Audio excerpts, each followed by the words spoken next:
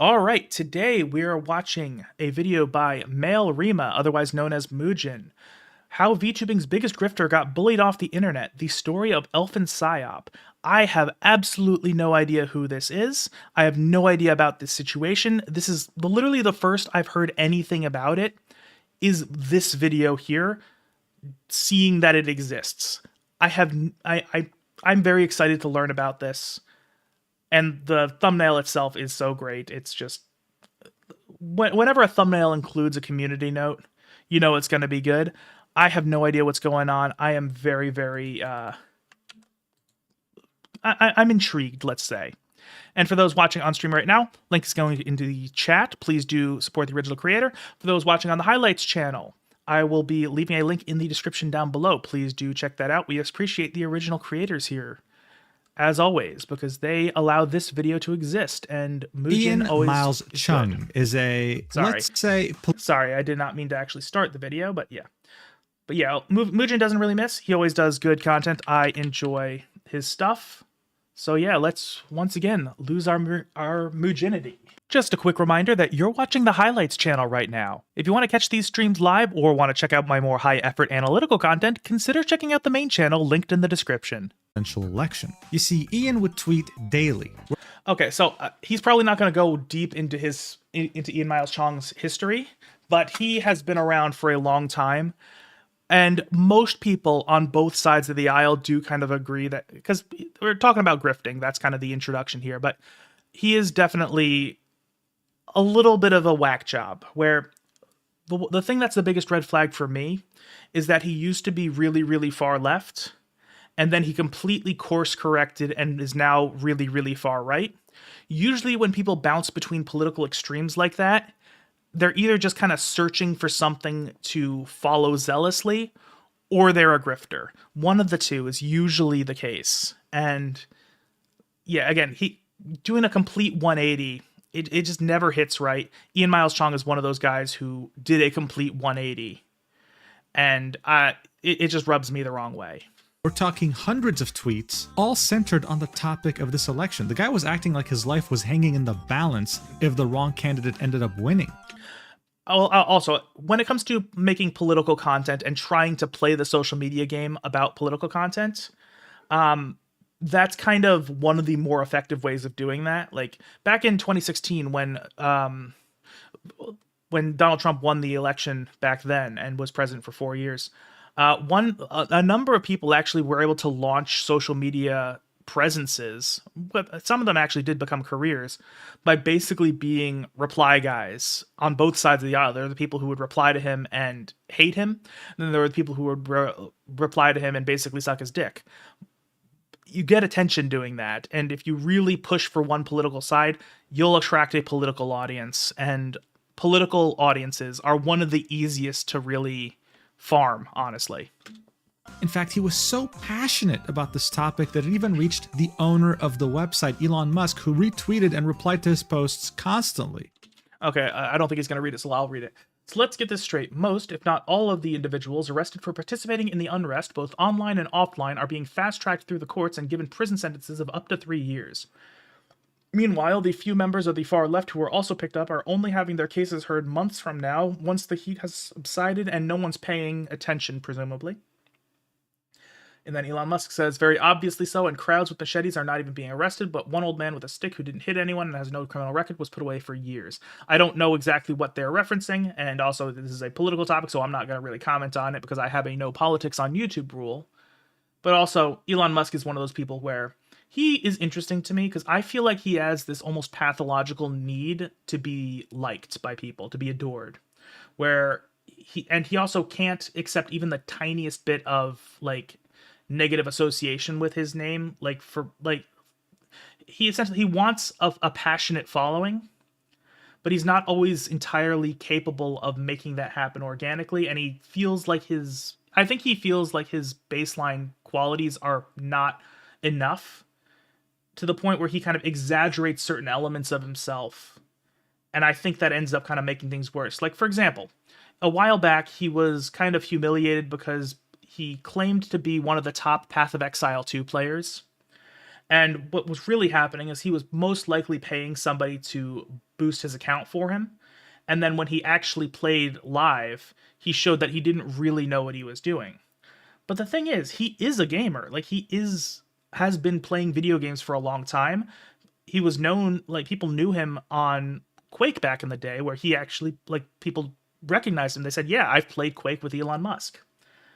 He was not one of the top players there, but he was there. So he could just say, yes, I like video games. I play video games. I enjoy them. That alone would kind of get him some clout, some of the clout that he's looking for. Like, people like the idea that a billionaire enjoys their hobby. Like, that's something people would gravitate towards. But then there's the fact that he said he can't just accept that he is part of the community. He wants to be the best. So that's when he says, oh, I was a top level Quake player. And then people who were there said, no, he wasn't that good. Oh, I'm one of the top Path of Exile 2 players.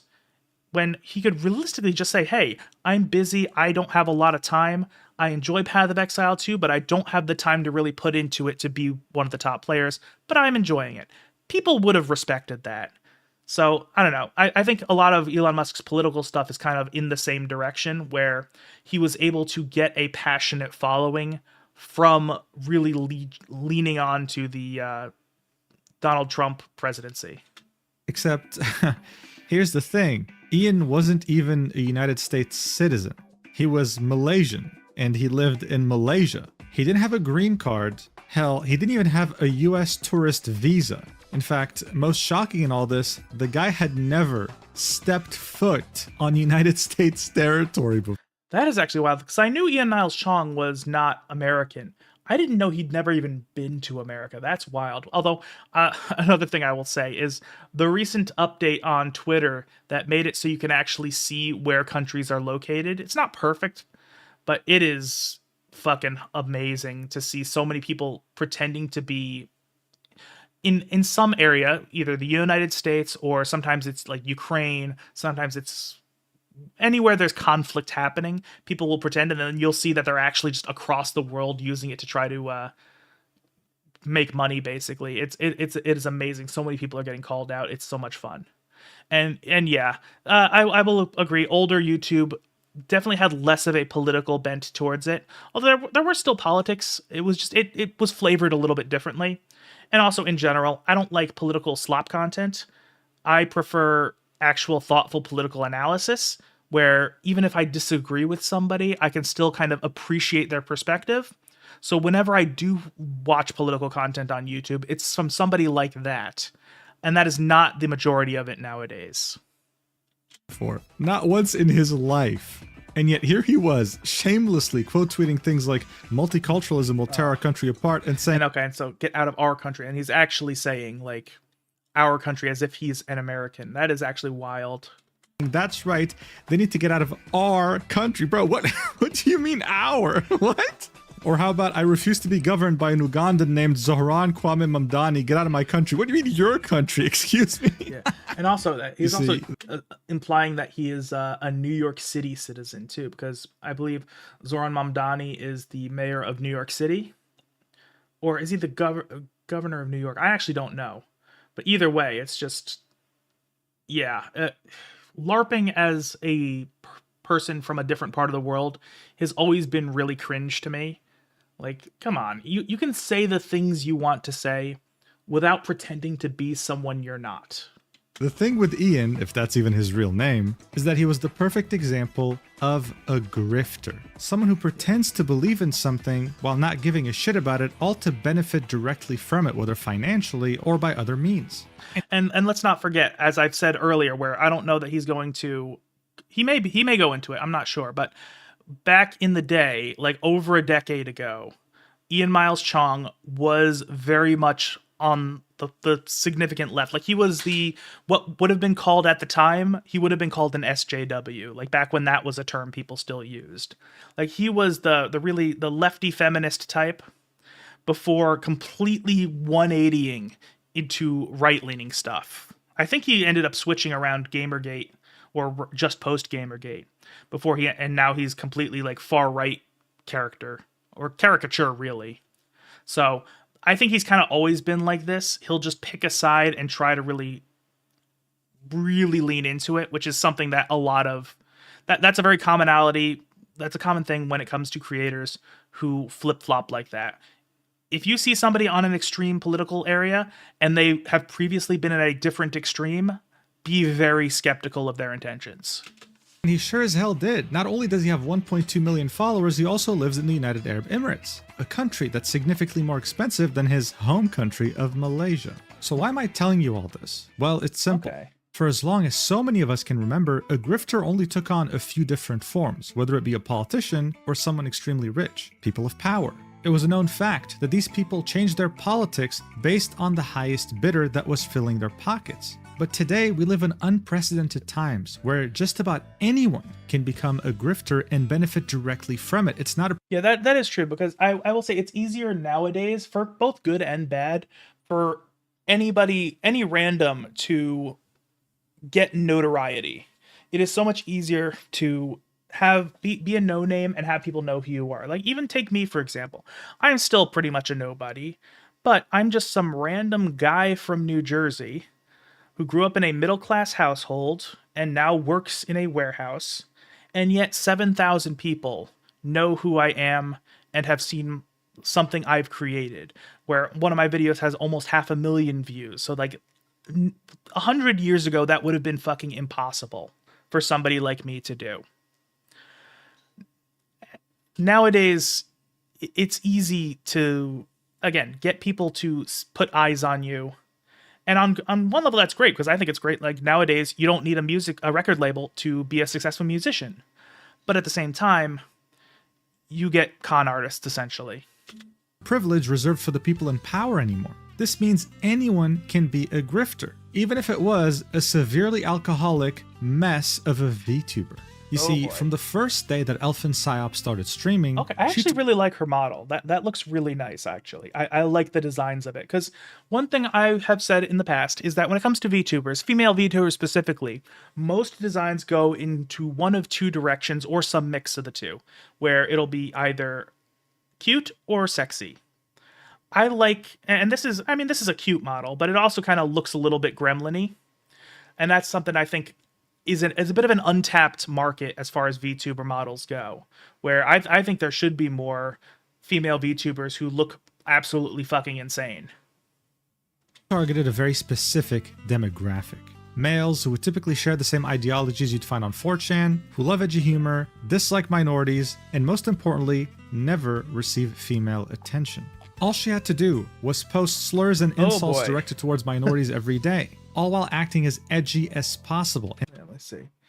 Gojo was so cool, we could tell you ending. Yeah, okay. This is the kind of person who, I mean, I'm glad. I think I'm probably not that brain rotted, just because I would see something like this and be like, ooh, this is the type of person who's just probably not going to be very entertaining just for my personal enjoyment. So I don't know. People who are like, this feels definitely almost performatively edgy.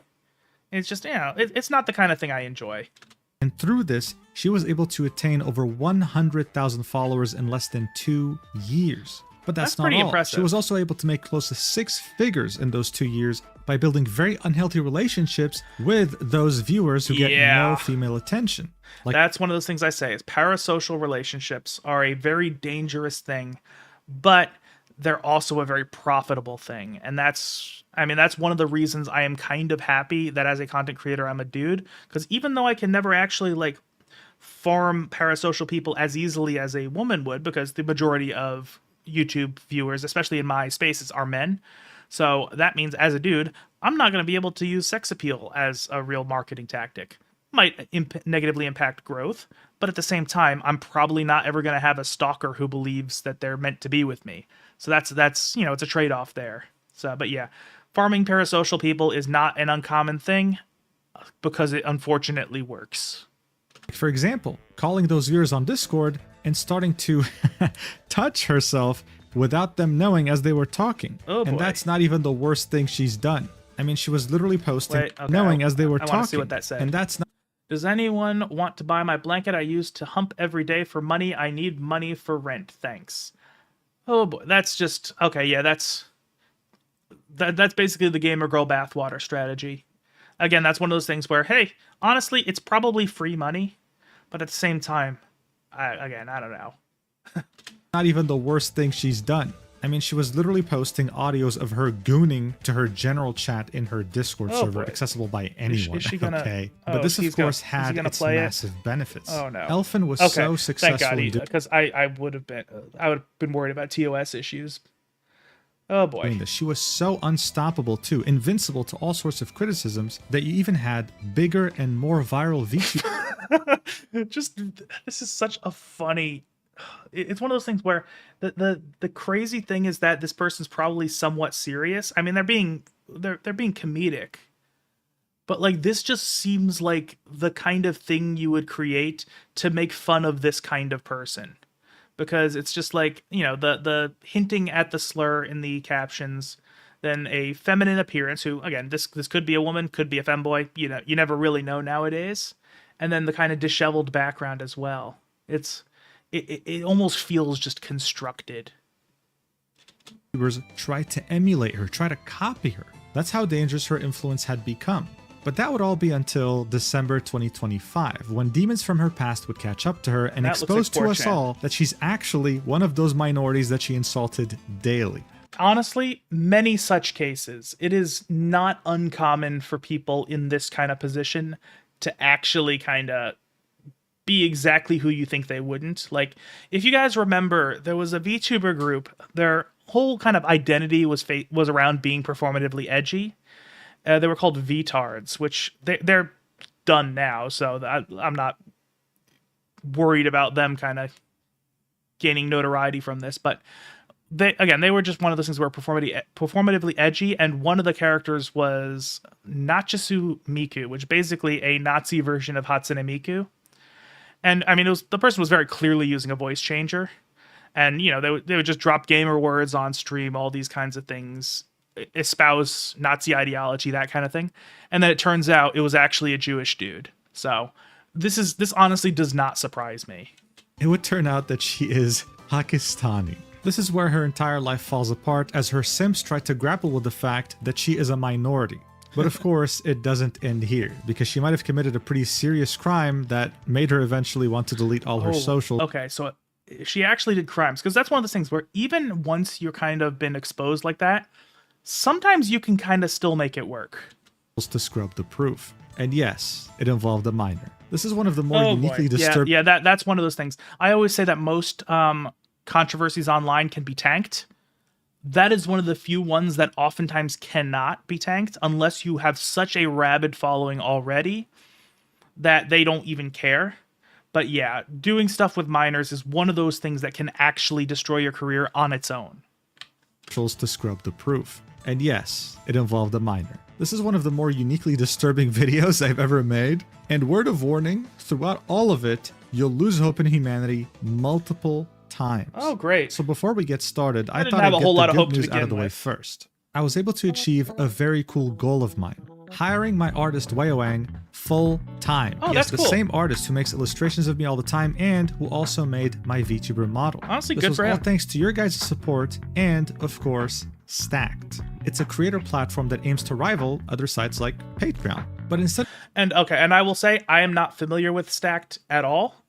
I don't know the company, I don't know the service, so this is not my endorsement. I will, of course, let the ad play because that it's just out of respect for Mujin, but at the same time, this is his endorsement, not mine. Just be aware of that. Instead of forcing you to sign up to paid memberships in order to take a more attractive percentage, they just take a flat 10%, nothing more, nothing less. Actually, that's pretty good actually for a platform like this, for a Patreon alternative, because, you know, I will say YouTube takes I think 30% of memberships and super chats.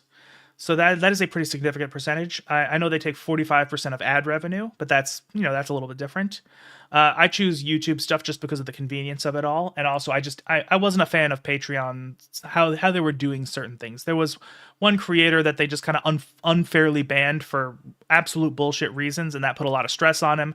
When I saw that, I was like, I'm not doing Patreon anymore. So that's when I shut down my Patreon. But Patreon took, I believe, 15 to 20%. So 10% is actually very good for one of these sites. The day of this video uploading, I'm launching my page with them. There are multiple tiers on my page, all made to give you the most value out of your money, and they include 4 high-quality illustrations from Wayo every month, as well as 2 exclusive rambling videos from me where I just yap. So if you haven't saw that's actually kind of cool how he's including the artist he just hired as part of his monetization strategy. That's actually really neat. I like that. Yeah, I think this is perfect for you. I'll be very active there, so if you're interested, the link's going to be in the description and the pinned. Yeah, disclaimer, the website might literally crash when this video comes out because of the sheer number of you guys, so if it doesn't load, then please come back later. I will say, Mujin has, how many subscribers does he have? He has 659,000. I don't know what kind of conversion he's expecting to go over there, but if, a few thousand users will crash the website, that's actually probably an issue that they need to fix, because I don't know how much they're spending on their back-end stuff, but if a few thousand people crashes the site, they're going to need to actually fix that before they really start scaling up. Comment. And now that the good news is finally out of the way, let's get to the bad news. The entire story of Elfinpsyop. Let's do this. All right, so first off, what is a girl failure? I really like her that design. Elfinpsyop would identify as for the entirety of her career. It's also one of the main reasons she was able to gain so much influence in such a short time. Well, if you Google this to be fair, the girl failure is definitely an attractive archetype that a lot of people actually are find very endearing. Like, I mean, that's kind of the entire premise of Bocchi the Rock. You'll get a definition saying a fictional girl or woman who is endearingly pathetic or inept. And while yes, this is true to some degree, it barely touches on the whole story. In fact, if I had to explain what a girl failure meant, then I would say it's nothing more than a modern and extremely bastardized version of a damsel in distress. I can see the connection he's making there, but I wouldn't say I necessarily agree. I think it's a case of a lot of times people find the girl failure archetype. I think that a lot of people just find it very relatable, where it's like, oh, the woman is not necessarily putting herself on a pedestal. Like the traditional way a woman would be kind of presented to an audience is kind of like just really almost unattainably perfect, essentially. That's kind of the archetype. Even like, like movies, you have the love interest is like the girl next door who's just perfect in every way, or the popular girl, that kind of thing. When it comes to a girl failure, it's like, oh, they kind of have these struggles, they kind of have these human elements to them. This is somebody I can actually relate to. So I don't think it's necessarily just a case of, hey, you're the damsel, I'm going to rescue you, I'm going to be the special person. It's, hey, this is somebody I understand, this is somebody that I like as having some of the struggles that I'm having. So I don't necessarily agree with Mujin there. Yes, the idea of a woman that finds herself in such a desperate and helpless situation and can only ever hope to get out of it thanks to the help of a man, preferably a white knight in shining armor. He would extend his hand to her, he would save her, and they would live their life happily ever after, with the man taking full credit for the woman's happiness. At its essence, this is exactly what the term girl failure means. A woman who is such a loser, someone who can't take care of themselves, that's just waiting on a man that can fix her. So I've only seen the first season of Chainsaw Man, and I've read about that far in the manga. I don't know, I never viewed Kobeni as that type of damsel in distress character. I always kind of viewed her as just, kind of everybody in the main group kind of approached their struggles a little bit differently. They had a different attitude towards things. She was the one who was kind of in over her head, and was the one who was always going to be the scared one, and that was her role as part of the group. Again, I never really viewed her as a damsel in distress, just kind of as one of the, attitudes that kind of balanced out the larger group. But when it came to Elfin, she wasn't just a girl failure, she also happened to be someone who was very mentally ill and severely alcoholic. But don't take my word for it. This is how she would introduce herself to people who would find her account on Twitter. Hello, new people. I'm Elfin. I'm a loser. In parentheses, girl failure. Whatever. Stinky elf federal agent. I love bugs. If somebody just opens up with saying, "Oh yeah, by the way, I'm a fucking fed," I get that it's a joke, but it's like, ooh. I've got bruises. I'm a very messy person, tired, and a massive alcoholic. My interests are conspiracy theories, astronomy, military history, and coding. I'm also extremely edgy, so you might see me post retarded rants while drunk. Yeah. And again, I will say again, I think her character design is actually really good. And again, this is an archetype. I've said it before. I said it before in this video. It's an untapped market of VTuber designs is Gremlin. Like, there are just not enough Gremlin VTubers. I think it's one of those things where every other VTuber is either cute or hot. This is kind of how you can differentiate yourself. So I will say, again, as much as she just seems like an unpleasant person overall, the design is kind of peak. Wow, what a flattering introduction. I can totally see how she needs a white knight to save her from her predicament. Okay, and again, I completely disagree with Mujin's assessment that it's a kind of white knight scenario. I think it's more of a relatability side of things. And also, self-deprecation is not an uncommon way of doing humor and generating appeal. A lot of times I will say it is a little bit more common with male content creators where they'll kind of hyper exaggerate their negative aspects where, like they might make it a thing. It's like, oh, they like to drink. Okay. It's not just I like to drink. It's I'm an alcoholic. I drink to excess, that kind of thing. So I think that's kind of where this is going.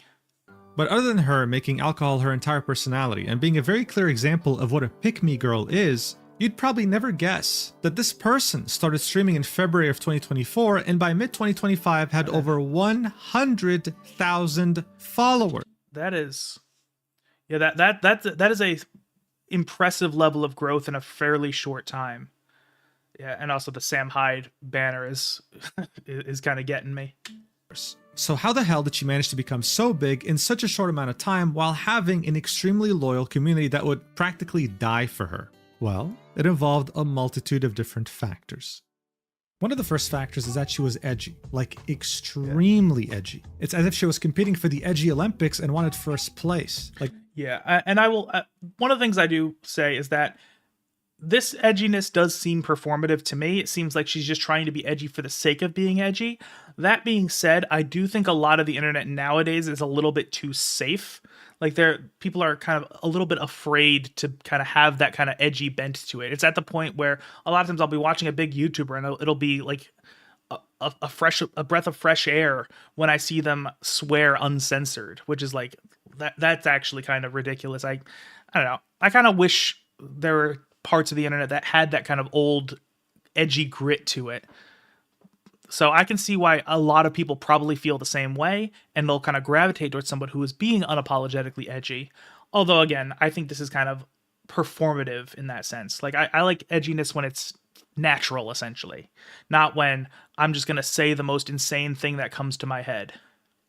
This right here was a tweet of someone saying they went to the mental hospital and the nurse laughed at them for attempting to leave this planet, right? What does Elfin do? She would quote tweet this and say, "Can I just say you deserve it if you fail at it? Like, it ain't fucking hard to kill yourself, I'm sorry." How about this tweet? "Some black people shouldn't have rights." Or this one, where she says, "So I became a Nazi, yeah bitch, I'm the villain," showing a German pistol. And that just seems like over the top edgy to the point where, it's not even funny, right? Like if you're gonna be edgy, be funny about it. The edginess on its own has that kind of shock value that you can be funny with it very easily if you know what the fuck you're doing. So when people are edgy and fail at being funny, that kind of really just baffles me, and I think, like, come on, you can do better than this. She tried way too hard, and for the average person, this was extremely cringy. Like in this massive tweet with multiple paragraphs, she's basically saying, "Oh, you're saying the N-word hard R? You think it makes you based? Edgy cool? Say actual vile shit. I want more edginess." Like, imagine lacking so much self-awareness that you think this is actually cool. Well, also, that's exactly what she's doing. Like, she is basically saying the gamer words and acting like that is enough. Where, again, I think, I don't have a problem with being edgy. Just put some effort into it. It was as far back as November 2024, and look, it would have normally been ignored. She's not the first one to be this edgy on Twitter. Normally, right? Someone like Elfin would have never gained more than 10,000 followers. I would have never had to make a video about her to begin with. So what was really one of the main factors that put her on the map? What changed everything for her and her entire career? Well, Her belly. That's right. And I wish I was making this up. I'm talking about her belly, her stomach, her abdomen. She would periodically post pictures of it on Twitter. And that is the most interesting, engaging farming thing. Stomach specifically. That I'll be honest, I would not have guessed that. That is, I mean, it stands out because it's okay. You know what? Fine. I may be short circuiting. I'm just gonna let Mujin keep talking. she would gain tens of thousands of likes. Like, for example, I remember this one because I saw it on my feed. It had the caption of whatever, enjoy. And it was literally just her abdomen. Here's the high res. I mean, it's nothing special, right? So why did this post in particular? I mean, it's nice, but like, again, it's like, again, I don't see what's particularly special of it. I don't know. This is completely breaking my brain. Gained 15,000 likes. Well, because she's a VTuber. I wish I was kidding. At this point, one could call this a kink, and the Twitter algorithm rewards it heavily. Like recently, I saw a picture of cleavage on my feed. It had over 20,000 likes. I was like, what makes this cleavage so fucking interesting? I went to that person's profile and I saw they had 200 followers, but get this, they had a VTuber profile picture. That's right. Okay. The appeal that someone who is anonymous, that is too shy to show their face, is sharing skin. Elfin love. Okay, and I kind of get that, where the idea of you're almost seeing something that is private. I can get the appeal of that, so that makes a little bit more sense.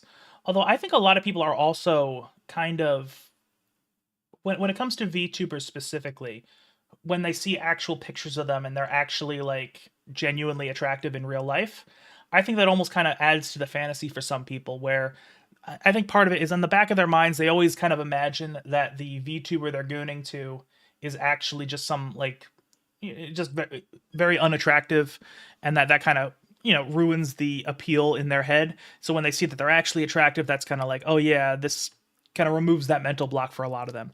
That's just a speculation, because again, I don't follow VTubers for sex appeal. I feel like if that's what I'm looking for, there are more direct ways to go about it.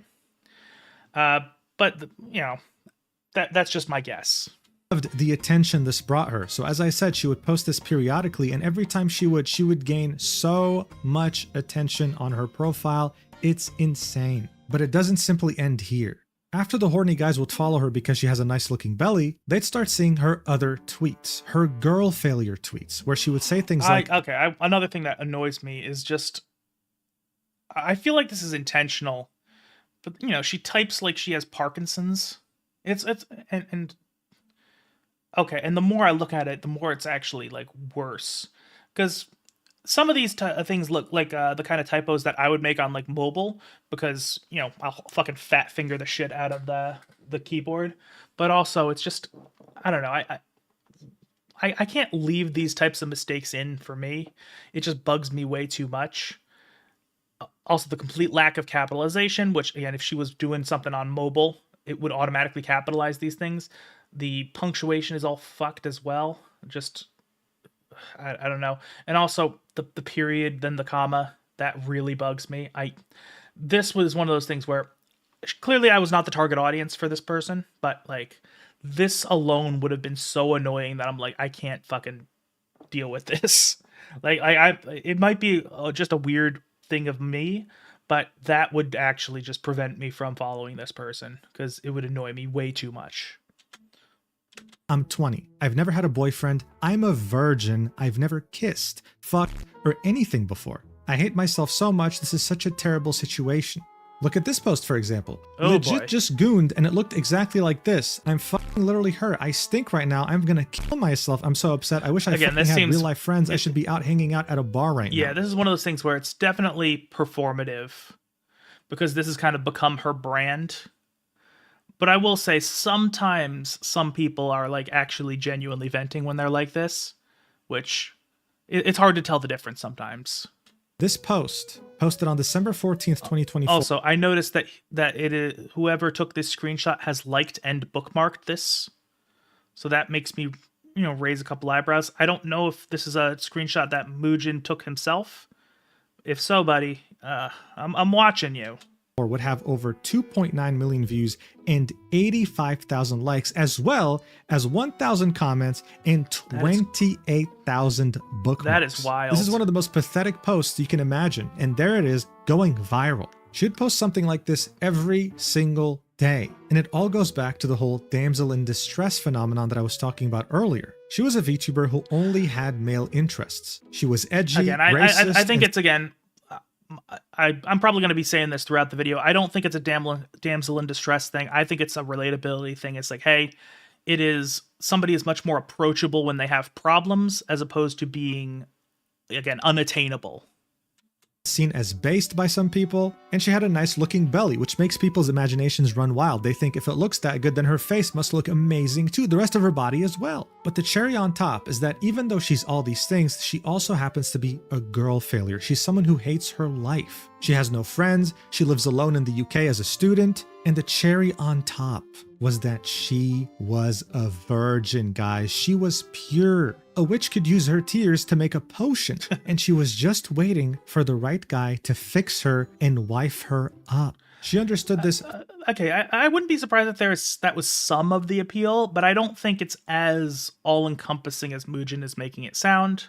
Again, that's just kind of my interpretation of things, but like, I don't know. I think part of it is also just, again, the relatability thing, where I think a lot of the times people like this who farm parasocial connections with audience is they're kind of going after the community of people who have trouble with women, who just don't really know how to, you know, flirt or how to get women or how to be romantic.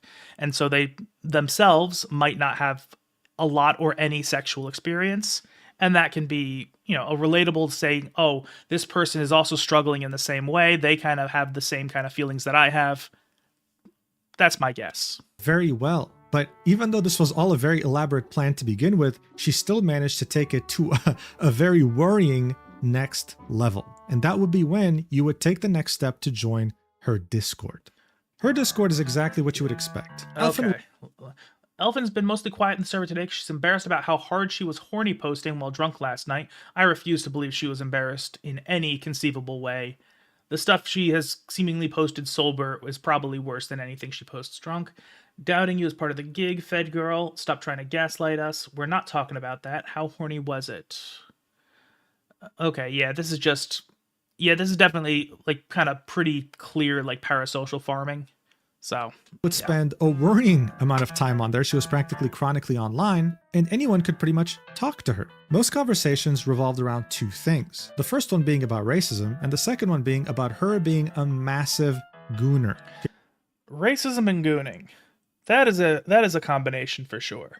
Here you can see someone saying, Elfin's been mostly quiet on the server today because she's embarrassed about how hard she was horny posting while drunk last night, to which Elfin replies, we're not talking about that. A viewer would say, you gonna call her a good girl, or is that just for you? Elfin would say, me. And an amazing example right here, someone saying, Elfin, do you choke yourself? And Elfin replying with, yeah. It was pretty much a server just to worship her and hope that she'll give you attention. Yeah, that Additionally, you'd see her say obscene things that... Because I know, I don't mind kind of people, you know, joking around. Oh my god, Rant's profile picture. Holy shit. Okay, yeah, sorry, got distracted there. But I gotta say, it's one thing to kind of joke around, be like kind of degenerate with your friends and all that, but like, I don't know, sometimes it almost gets to like cult levels. And the ones who really farm the parasocial engagement seem to almost be culty about it. She couldn't even post on Twitter. Like, for example, if I had to f a dog, it'd be a husky. I genuinely don't know like what to say about that. Okay. I mean, it's obviously like a joke. Like she's obviously shit posting there. So like, it's one of those things. It's an edgy joke ultimately. I don't think it's that big a deal. But also, a husky of all things, those are crazy animals. Like huskies are like great dogs, but like they're really high energy and they're very just opinionated creatures.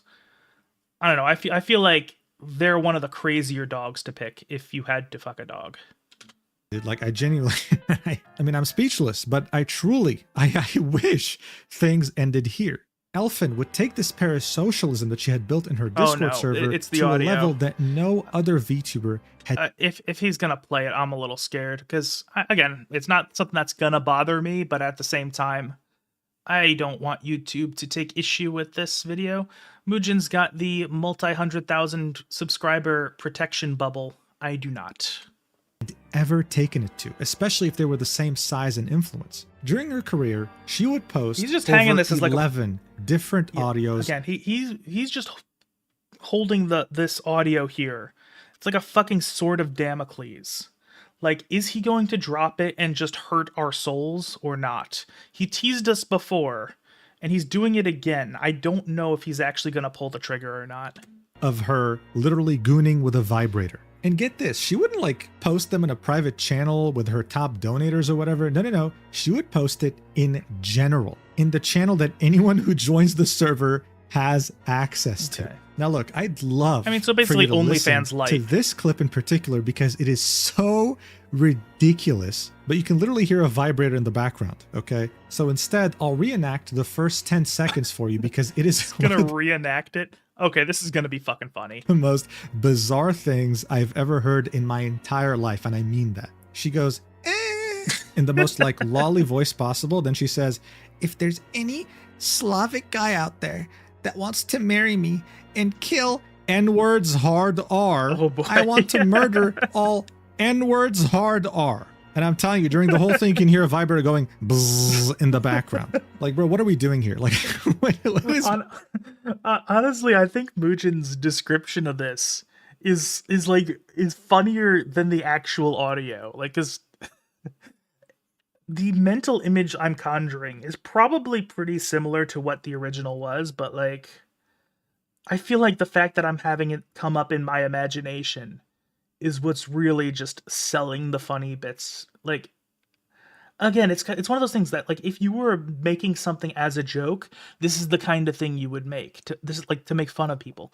Some people are just so outrageous that they are like beyond parody.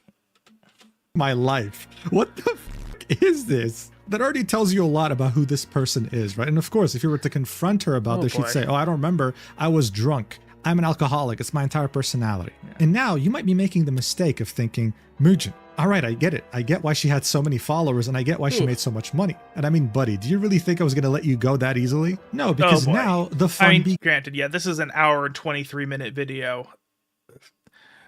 If it's that much, there's fucking lore. Begins. What do you do when you have an army of 100,000 military-aged men who willingly castrated their balls to worship you? Oh boy. Well, you start reaching deep into their pockets by suicide baiting. Tweets like this wouldn't be an uncommon find with Elfin, saying things like, genuinely want to kill myself, man. Or how about this post on her Discord saying, I just got charged like $1,800 about as tax. I'm literally exempt from paying that. Since she's a student in the UK, they just plainly took my money for my tuition and I have to pay rent soon, like a year's worth. I'm gonna actually fucking kill myself. Okay, granted, I will say a lot of people do say things like this as a means of hyperbole, where they're not actually genuinely suicidal, but they just kind of, again, like I'll give my sister as an example, because my sister is not suicidal at all. She's never been. But one thing she will say is at every minor inconvenience, she will say that she's going to kill herself because she's being hyperbolic. She's doing it as a joke. It is not uncommon to really oversell that side of things. So that's the vibe I'm getting from these messages here. She would then talk about how depressed she is and unmotivated and, oh my god, I need to earn rent. Even though, as you might guess, none of this was actually true. She'd keep this lie going on other platforms too, saying, I'm getting kicked out my apartment soon if I don't pay for a whole year up front. Time to find a new house or go homeless, I guess. Streaming from under a bridge. Fuck. Yeah, and that's one of those things where I think just on its face, this particular one doesn't look very believable. Just because that's not how, granted, I don't know how things are in the UK, which she's pretending she's from the UK. But here in the US, there's never any kind of, oh, you have a week to pay this thing or you're getting kicked out, because there's like a whole process. And by the time you're at a week from getting kicked out, you've passed the point of no return a long time ago. Because like, and I have to imagine the UK is similar, because a lot of times governments kind of have protections on tenants, so because they don't generally want people getting kicked out of their homes at a moment's notice. So whether they're renting or they own, so that's a thing. So this alone would make me very skeptical. She'd have 101 replies, all begging to help and wishing her the best and being worried about her. Poor Elfin. Now get this, she'd say, does anyone want to buy my blanket I used to hump every day for money? I need money for rent, thanks. Yeah, somebody's gonna do it. Most people, if they tweet something like this, they'd be laughed at. Well, again, no. If you're a female VTuber or a female content creator who has some attractive features, there's gonna be someone horny enough to buy it. Like, again, it's the gamer girl bathwater strategy. This stuff, unfortunately, does work. Maybe people will think, oh, they're just joking. As I had mentioned already, Elfin had an army of 100,000 men who castrated themselves just to worship her. So what do you think actually happened? She got offers. Oh, Someone boy. would say, actual? Question mark? Offer? Question mark? Elfin would reply with $1,000 runes, to which someone would say, Yeah, welcome back, Ellen, and I do preemptively apologize. This video is breaking my brain. You might not be the same anymore after learning about this person. PayPal or Venmo. She had these guys wrapped around her finger, and she knew that. She'd somehow always end up being short on money no matter how much people donated. And I actually do, again, I've said it before, I do really like her character design. And these little artworks are actually very, very nice. I like it a lot. So again, as much as she does seem like a completely crazy person, she actually does have some real things going for her. And she could probably, if she didn't go so hard into farming parasocial behavior like she is and being performatively edgy, honestly, she could have been pretty noteworthy just as a creator on her own. Would even open commissions. Yeah, well, it turned out that her commissions were her just finding a Japanese artist, stealing their art, and then adding small modifications. Never mind then. I mean, yeah, so that's a shame. I mean, there's still some skill that goes into this because it's not like, it honestly doesn't look traced, which is actually a positive, but still at the same time, just don't, no. Yeah, that kind of puts a damper on things, even though they aesthetically look good. And making it her own. Although I will say now that I look closely, the hand is a little fucked up. But her fans didn't care. Listen, she was a girl failure. She wasn't perfect. Yeah, she did some weird things, but don't worry. They'll be the one to fix her.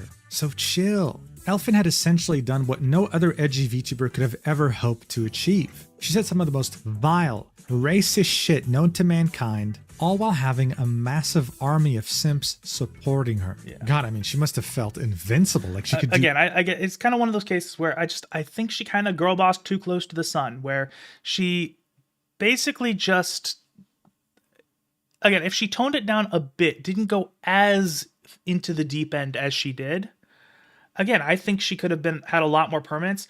Honestly, if she just kind of was edgy and didn't actually go full on into the racism stuff because she was trying to pander to that crowd. Again, honestly, I think, you know, the reveal that she's Pakistani is one of those things that's wouldn't have wrecked her as much as it did. Anything like she was again, she just needs to not lean into it as much as she did, and I think she would have been fine. And to be honest, she was. But that was, of course, until her entire world crumbled right before her very eyes, all due to someone she thought she could trust. Again, many such cases. Oh, and I did see this video a while back. That was another really crazy situation where Gunpei just kind of went insane and just made a small problem worse and worse and worse, which again, many such cases. But she kind of is actually a good way to highlight a thing I was talking about earlier, where when it comes to character design as a VTuber, most female VTubers either fit the cute or hot archetype. One of the two. There's so many cute VTubers, so many sexy VTubers. It's oversaturated at this point. We need more gremlin VTubers, ones that kind of look all fucked up, busted, like there are not very many VTubers with like the crack whore aesthetic, and I think that's a completely untapped market. I'm being a little silly about it, but I'm also genuinely believe that. I think that's one of the things that her appeal was. She has a unique look that not many other VTubers have emulated. And that I think, you know, the design you have as a VTuber is actually important because it is your visual identity, and having a unique visual identity is a great way to kind of get your foot into the door. On December 4th, 2020, Which is actually why when I eventually get my VTuber model, which I do kind of know what I want to do for that. I do know who I would want to commission, all that stuff. I'm just kind of saving up money at the moment. So whenever that happens, I'm actually going to adjust my appearance a little bit to be a little bit more striking, a little bit more noteworthy, a little bit less like just a normal dude as my appearance. Again, for that reason of being somebody like have a unique visual identity and not being just the same as every other person in your space. So again, that is, I think, one thing where Elfinpsyop and Gunpei both succeeded at, even though they both kind of destroyed their career in the process. But that was completely unrelated to the fact that I think they did have a genuinely good visual identity. I'd release a video titled How This Entitled VTuber Lost Her Career Overnight. It would talk about Gunpei, an extremely edgy VTuber that had 1/10 of the audience Elfinpsyop has. You see, someone made a fan-made plushie of her and wanted to sell it. Yeah, this She had a story was complete insane. crash out and started being racist towards them. The entire VTuber community rallied against her, and instead of apologizing, she doubled, tripled, then quadrupled down. And honestly, I think one of the things is that her initial complaint against the plushie maker was, I think, honestly somewhat reasonable. Because the whole story, I'll give like a very brief breakdown, is that there was this guy who made plushies as part of just one of the things he did for money, and he had made a number of Gunpei plushies as a commission from somebody, and basically he had a couple left over, and he was looking to sell them, and he said, "Hey, I could sell them to somebody," and he advertised in her Discord. Which the two sides of things are: one, I can understand people being uncomfortable with somebody else merchandising them. Like, even though it's normal in the VTuber community it's like an accepted part of the VTubing industry that fan-made artworks and fan-made merch is just a common thing in that industry. But I can also understand saying, hey, I don't want you making money off of my image. That's not something I'm comfortable with. I think that would have been a fair thing to say. And it's also fair to say, hey, I don't like you coming to my Discord to advertise to my fans. That even if it is just trying to say, even if your intentions were good, that's not something I really want to do. And that's why in my Discord server, I have a self-promotion channel. Not because I think, oh, I want people to be heavily self-promoting. It's just basically, I think it's more effective to to contain it than to outright ban it. So I say, you know, if people are going to self-promote, they have this one small area they can do that with, and they're not going to bother everybody else. So I can understand her being upset at him advertising in her server. But the way she handled it was outrageous. She, freaked the fuck out. She did get a little bit racist after a while. She did just kind of completely crash out and went completely overboard with it. And that was where the problem happened. But yeah, that's it's wild. It's crazy to me how people can build audiences but not have the basic understanding of optics. It was very embarrassing and humiliating just for about anyone who had self-awareness. Now, after my video would come out, some people would take it upon themselves to investigate her further. What they'd end up finding is a very, and I mean very, parasocial community. Oh, yeah. And that was another thing that was interesting about her, is that I'll call it a scandal, because it's actually really just, it's so stupid that like anybody looking from the outside in should actually be able to see that this is not a surprise. But one of the whole things is she did kind of have the parasocial thing where she would, I think one of the donation or the Patreon tiers you could get she would basically pretend to be your online girlfriend, and that included being allowed to send her dick pics, which that should kind of tell you all you need to know. But I think eventually it got revealed that she actually had a boyfriend, which is just like, oh no, so you're not actually dating your viewers? Big fucking surprise there. But like, yeah, it's one of those things that it was a scandal within her community, but like outside, you're like, okay, yeah, that's kind of to be expected. You couldn't even join her Discord server if there was any doubt that you were a woman. Gunpei would immediately ban you. and say that she doesn't want any other man in her server to give attention to any other woman but herself. Yeah, that just she seems like an essentially ego thing. acted as everyone's girlfriend, but it went way beyond that. If you sent her a picture of your sausage, yes, your straight up genitalia in DMs, instead of blocking you like 99.99% of women, she would instead give it a rating. She That's so fucking funny. Yeah, it's one of those things where it's, again, I have been on the record of saying, hey, don't send explicit things to people without permission, but it does seem like she actually had permission in that sense. So that's fine, honestly. But honestly, it's so fucking funny the idea of getting sent a dick pic and then just rating it. That's yeah. I will say, I kind of agree that that's kind of based. It's fucking weird, but like honestly, yeah, that I can kind of respect it. Respect the without no pun intended, but I respect the balls to do that. Also, honestly, I'm not gonna lie here. The dick pic tier list would actually be that's kind of a winning idea, honestly. If I was a female VTuber, that's something I would seriously consider. Because I am not going to solicit that kind of thing. But if I was a woman, I'd probably get it regardless. complimented. She'd write a paragraph about it. Yeah, trust me, I was shocked too. Anyone could essentially DM her. And you know what? Props to actually putting effort into it. It's not just, 7 out of 10. She's going into detail. So, like, again, as weird as it may be, there was actual heart put into it. And as fucking strange as I find it, I have to kind of respect that grind. And she was chronically online in her Discord. This is how she was able to get so many different gifts and so much money from her And also, again, I just have to once again say, I really do like her character design. It's really good. Community. I know this already sounded familiar to you when it came to Elfin, but it went deeper than that. Gunpei had another account by the name of Zuba. She used to post normal things on there, but then one day posted an image of her in a bikini, specifically showcasing, yeah, you guessed it, her belly. That tweet would get over 25,000 likes. Yeah, and it's also interesting. I do find it very interesting when these kind of thirst traps do work, but also shows that the VTuber has different colored hair. At least when the VTuber model has a normal hair color. So obviously it's to be expected somebody with like pink hair is probably not going to have that in real life, but like it's interesting she went from a black-haired model where she seems to have blonde hair in real life. So yeah, it's interesting.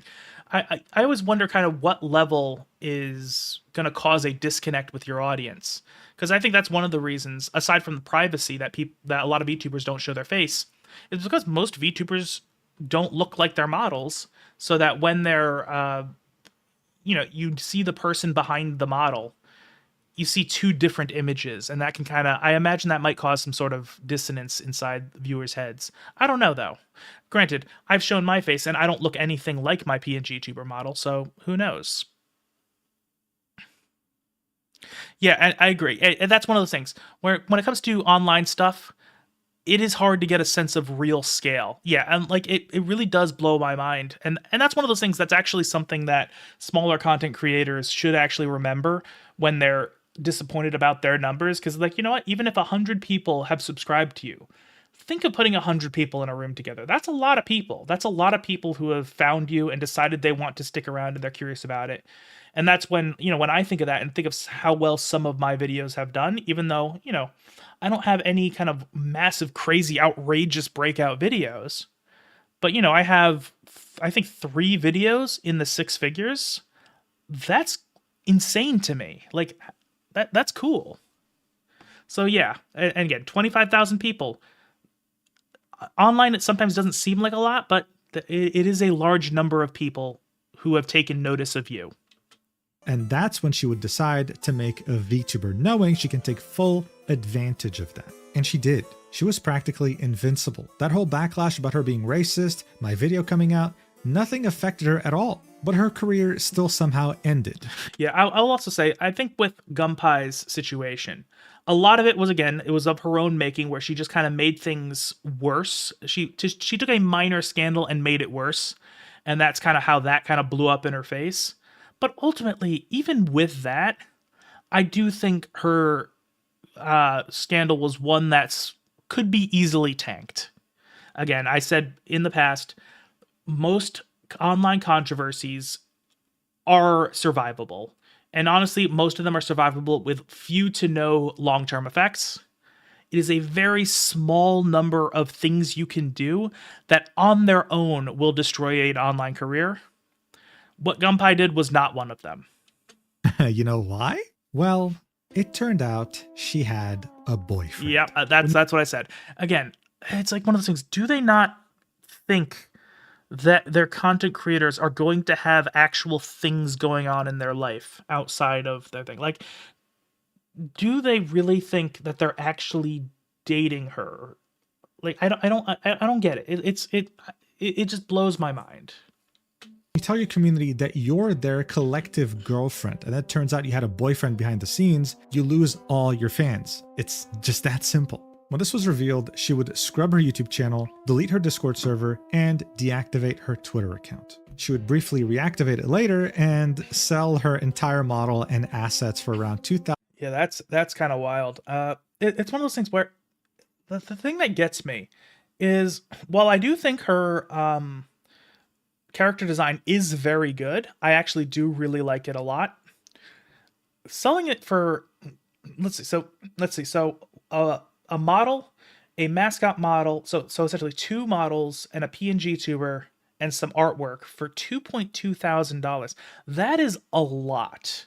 Because the thing is, I spent like $100 on my PNG tuber model, and that wasn't the cheapest option available to me. I just liked the work that this person did. The person who did, I don't remember her name off the top of my head, but I liked the work the other person. I looked like the person's portfolio, so I was willing to spend that kind of money on this, and that was including a tip at the end. So even still, it was like $100 for the whole thing. A VTuber model. Again, those vary wildly in terms of price. Also, it depends on how good the rigging is. I don't know how good her rigging was. But the artist I'm looking at for my eventual VTuber model, again, I've mentioned, I'm willing to kind of spend good money on it. The base price is $800, and it looks like a pretty, and the person does high quality work. So even though I'm willing to spend extra to get a good model, it's still going to be $800 as a baseline. There's going to be a little bit more just because of taxes and fees and stuff like that, but $2,200 seems like a really high amount to charge for a pre-made model that already has existing content creation branding attached to it, where you're going to have to essentially use it and overcome the old branding with your new branding.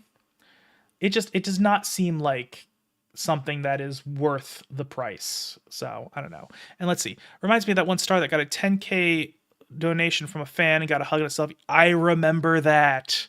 That was so just, yeah, it's one of those things. Look, if you are somebody who is very wealthy and you have a lot of money and want to be generous with a content creator, that's fine. Do what you will with your money. If you're putting yourself into financial hardship in any capacity for a content creator, that is a problem. You should not be doing that. And if you're donating to a content creator with the hope of getting something out of it, aside from what is in their like donation rewards, like what they have kind of set up, like for example, if you are a member to me on YouTube, you get videos a little bit early. That's something I offer as part of the compensation. When it comes to getting something aside from that, you should never assume that. And if you are giving people money for that purpose, that's a problem. And yeah, and looks like your average 9-to-5 office worker. Yeah, that is. I remember that picture. He didn't look like he had any kind of ridiculous money. Granted, he could have had a pretty good job because most people don't happen to have $10,000 in the bank that they can drop onto a streamer. You can get that even with a low-paying job, even if you're good with your money. Because, for example, I don't make a whole lot of money. I got more than that in the bank, just being perfectly honest. And that's because I spend less than I make. But yeah, it's one of those things where if you're giving money to a content creator, do it because you feel like you want to support them, not because you want to get anything out of it. because chances are you will not. The only thing you are ever really entitled to is the stuff that is like upfront of, hey, this is what you get for donating. So yeah, I mean, as much as I sympathize with the guy, but also he should not have done that. $1,200. It would somehow get bought by a viewer of mine. I hope he's enjoying the model. And that was that. It wasn't her racism. It wasn't her weird attitude. It wasn't her being an unlikable person that canceled her. It was simply her having a boyfriend. When you're parasocial, you're invincible. Okay, let's see. I'll clear the air on a few things. No, I am not the OG Gunpie. I bought the model and art. I asked her to repost it to have any who enjoy this model come along for the ride. I plan on doing a lore video that will explain the change. Okay, that's interesting. And I don't follow Mujin on Twitter, but that's a fucking profile picture. Holy shit. Yeah, again, it's one of those things. I think 2.2 thousand was far too much for what she was offering. But you know what? It's good artwork. Honestly, it's a good character design, so I kind of understand. But still, you can commission a really good model from a really good artist for a lot less than that. Again, as I mentioned before, I do have an eye on who I want to commission when I eventually get my VTuber model. This person charges $800, and granted, that is their like upper level stuff. So it's like it's full body, multiple emotes, and that kind of thing. Again, I don't. You can get for $800, you can get really high quality stuff. You don't need to spend $2,000 on an existing model, unless you're lying to your community. That's the one taboo rule you can't break. What's really funny is also it depends. You can actually sometimes lie to your community. It depends on what you're lying about. It depends on how you're doing it and what your reputation is generally. Because, but if you build a brand on being authentic or being honest, then a lie can actually mess you up. If that's not part of what you're known for, that's also fine, because you, like for example, a lot of content creators will, especially VTubers, will actually lie about their birthday, where when they have their birthday celebrations, it's a day they've picked because they want to essentially hide what their real birthday is to make it harder to dox them, basically. And when that comes out, nobody ever really cares. So, you know, just slight pushback on Mujin right here. That she would go as far as trying to reinvent herself, creating a new VTuber identity in May of 2025. And in just the span of like a couple of months, people would discover that there was a lot of similarities between Gunpie and this new Mirio Maki. Yeah, and that's one of the things. I always find it very interesting how you got how people can consistently get caught when they make future lives, or essentially like when they have controversial past lives. Because I feel like if you completely start a new persona from scratch, you have to have some sort of tell to really get caught. And I don't know. Again, I'm not like one of these people who investigates this kind of thing, so I don't really know. But like, I feel like that should be avoidable. I don't know, but maybe that's just me. On July 8th, she would post an explanation apologizing for her past behavior, and she hasn't posted or streamed since then. Now you would think... Okay, I gotta see what this says. Hi everyone, I know this is coming out of nowhere to most of you, but something happened recently and I feel I need to clear everything up. To be upfront, I am a reincarnation of another VTuber and was previously a very controversial person for many reasons. I had lied, bullied, and overall did many things that upset a lot of people. And now, people that previously were victims to my past behavior have found me again. To those people, I want to apologize wholeheartedly for my past behavior and mistakes that I have made. I recognize that I have hurt you and many others, and while my apology alone won't make up for it, I vow to make up for my past mistakes with future growth. I would also like to apologize to my new followers for lying about being new to this space, and I hope that you can all forgive me and have patience for me from this sudden announcement. If any of you decide to unfollow me knowing all of this, I understand completely. I want to keep streaming and being a VTuber. It's what I love doing more than anything, but I recognize that to do so, I must be accountable for my past actions. As Mirio Maki, I promise I will never repeat my past mistakes and that I will continue to prove that I've changed and continue on this new path of positivity. I appreciate and I'm incredibly grateful to each and every one of my followers, and I hope that you all love this new me. Okay, so honestly, on the surface, decent-ish apology. The only thing is that it's so vague that if you are not familiar with the situation, you're not going to know what she's apologizing for, which is actually probably deliberate because she doesn't want her new followers to know what she was like before, and that will just because that, again, it just looks bad if people know what you've done. So if she wanted to make it a better apology, it would be to actually acknowledge the mistakes she actually made and own up to them. Still, the actual messaging inside this is pretty good. And I think it's one of those things where if she just kind of left it at this and just continued onward, I think she'd have probably been fine. Apologizing for her past behavior, and she hasn't posted or streamed since then. Now, you would think that since her and Elfin shared so many similarities, back when her controversy was happening, Elfin would have maybe came in and defended her. I mean, Gunpei wasn't even saying half the edgy shit that Elfin said on her feed, right? It's one of the things where it does kind of make sense on the surface, but also inserting herself into that type of back and forth probably wouldn't have benefited her in any way. So I would not have expected that. So come on. Surprisingly though, okay, it's not really a surprise, Elfin would join the dogpiling, saying, "Oh my god, my based racist chuba, ooh, it's only funny when they say unintentionally and not in an active effort to harm/insult someone." Self-awareness, come on. Because, again, she's so performatively edgy that she does that kind of stuff. It's so weird. Like, she can't seem to kind of pick a lane. Like, if you're going to be this hyper edgelord who is going to be like just outrageous all the time, just like you can't say, hey, don't be performatively edgy, be actually clever with it, but also being performatively edgy. It doesn't work. Like, she pick a side and stick with it.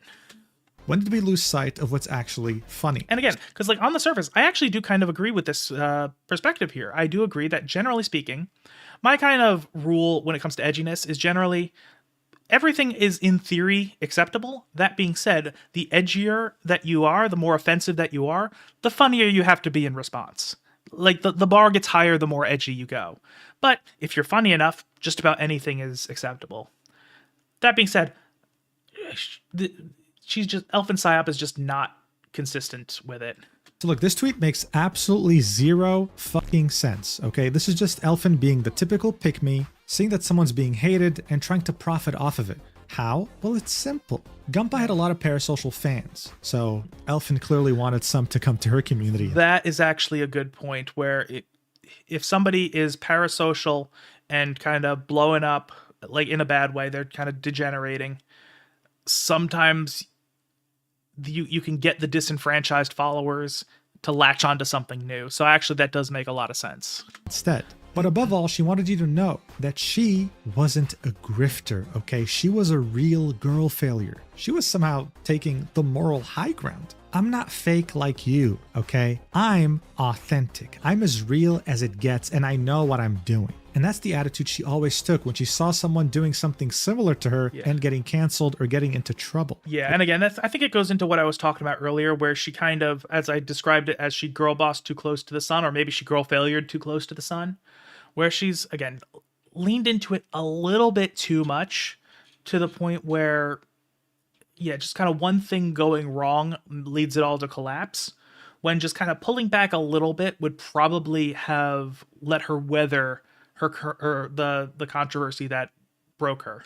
What's deeply ironic here, though, okay, is that barely a few months after she was taking this moral high ground on Gunpei, someone would come out with a 51-page Google Doc about her on April 18th. Okay. To be fair, that doesn't look like a Google Doc, so it's not a true Google Docy. It's just a PDF hosted on Catbox, files.catbox.moe. Okay, yeah. I don't know. Is it really a Google Docy if it's not an actual Google Docy? 2025. His name was Average Bird Enjoyer. And this was significant because he was watching her from the beginning back in 2024, and he was one of her lead mods. And that's actually a pretty noteworthy thing. It's when somebody who's been there from the start, who's somebody who's in a position of trust, and they turn on you, that is a much bigger deal. Like that lends a lot of legitimacy to what he's doing, because it's not somebody just kind of jumping on things. It's somebody who actually most likely genuinely feels burned. So it's definitely different when it's a longtime supporter. Always there for her, as well as always in her chat. I mean, look at this. On a scheduled stream on YouTube, there was a pinned message saying, "Elf is currently dead asleep. Potentially no stream today. We'll move to tomorrow if that's the case. The stream was still running as she was doing some sort of a donathon. It's kind of like a subathon, but it involves direct money. You'd hear some sort of a Discord ring on the stream, and average bird enjoyer would come in and say, "That was me calling her to see if she'd wake up, lol." So this was someone who, as far as the community was concerned, was close to her. And I will say that's actually kind of interesting. I've always found it interesting that the sleeping streams have become like a thing. Because like I remember back in the day, the only time you could ever really get away with that, I mean, granted, events like her version of a subathon makes sense because, you know, if something is going to be going on for a week, you can't be expected to stay awake that whole time. So whenever there would be an event, they would be live and then they would stream themselves sleeping. That kind of made sense. But the fact that it's become such a more normalized thing, I just don't understand it.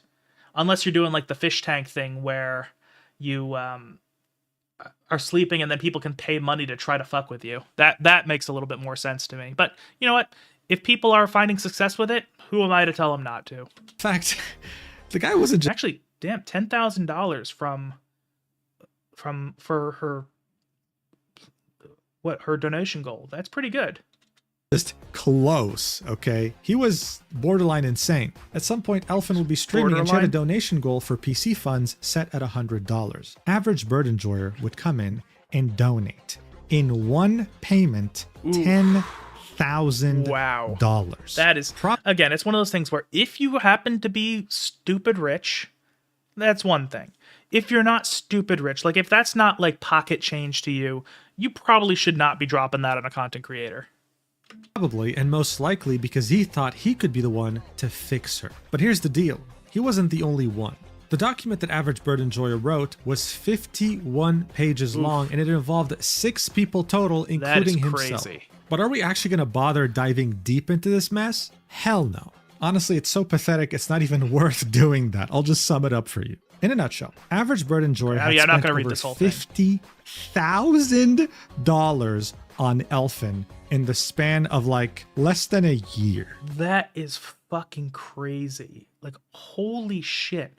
Again, I think, and this is me as a content creator saying this, you should not be dropping this type of money on a content creator.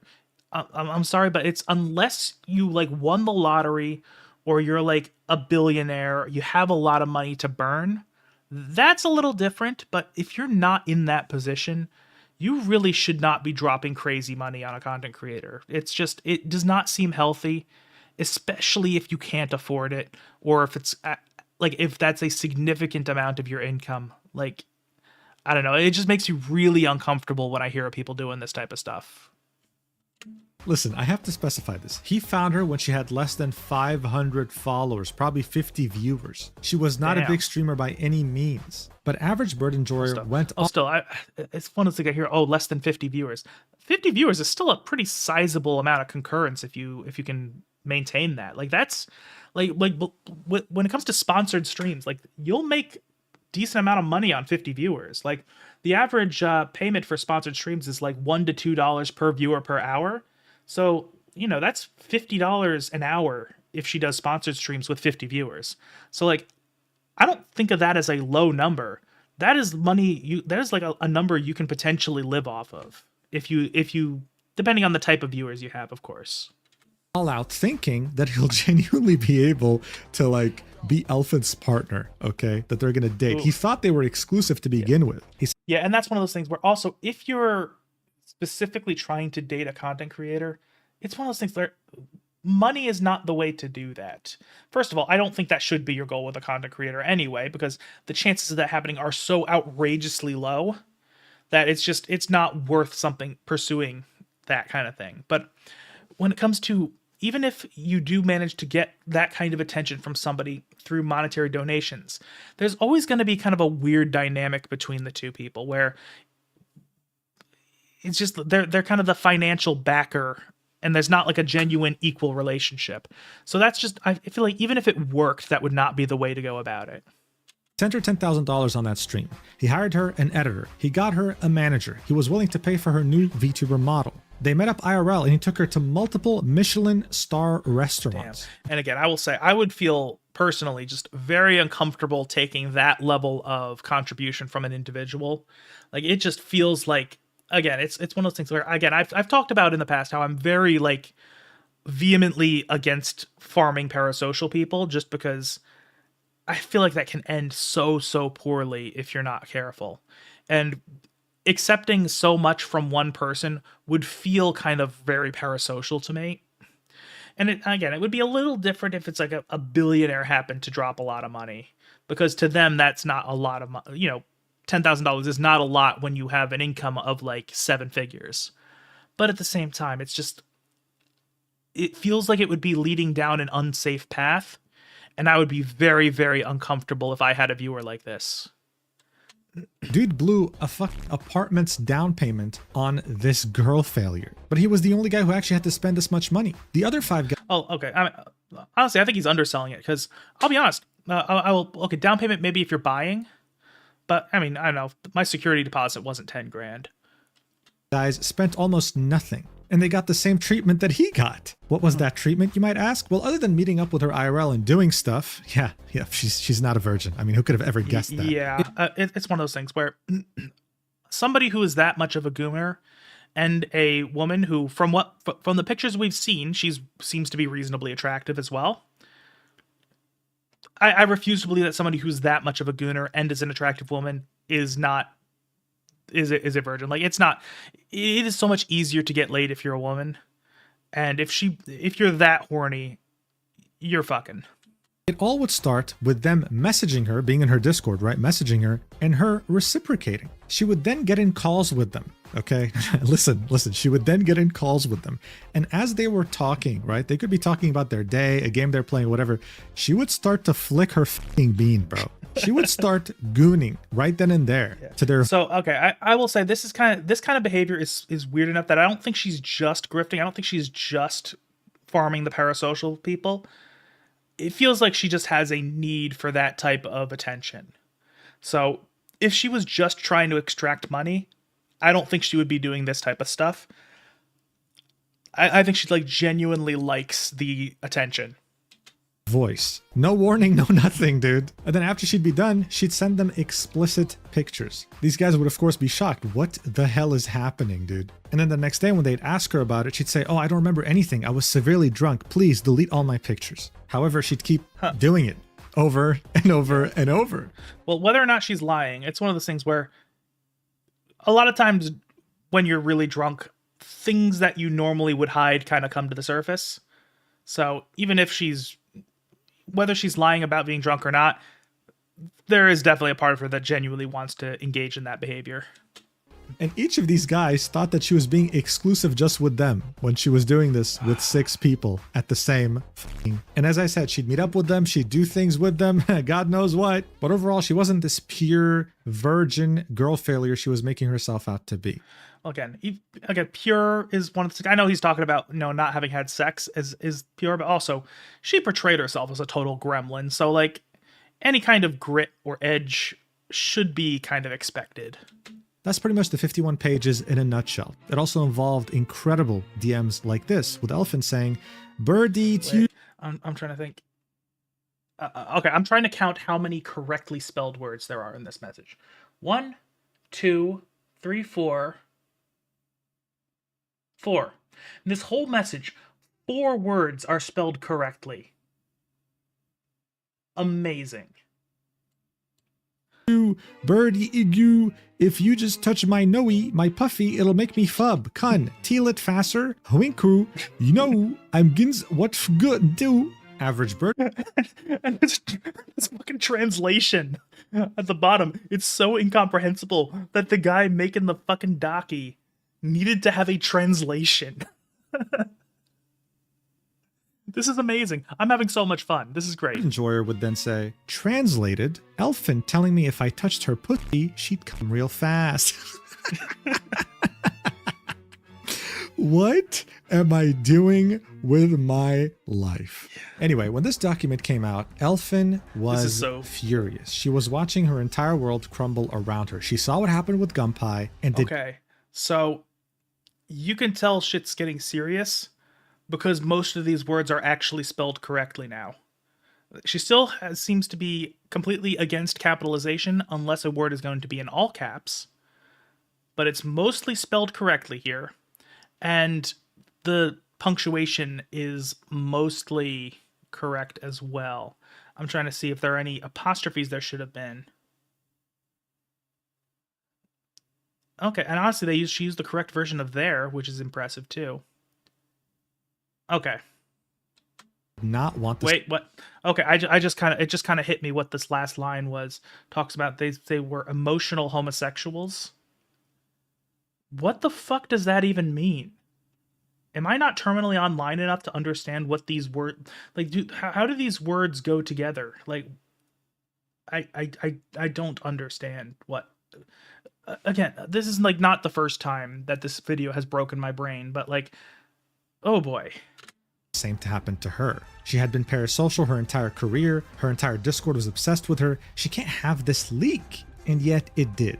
So she would tweet this out almost immediately saying, I see shit like this and know for a fact that these people barely do any research and just love saying shit. I had phone sex for a couple of days or weeks with some guys. Okay, wait, hold the phone. Days or weeks? That's a huge range. Yeah, that is true. It's like, I mean, granted, okay, devil's advocate, what she's probably saying is that she was doing phone sex with some guys. Some of them were for a couple days, some of them were for a couple weeks. That's my guess as to what they're saying, what she's saying.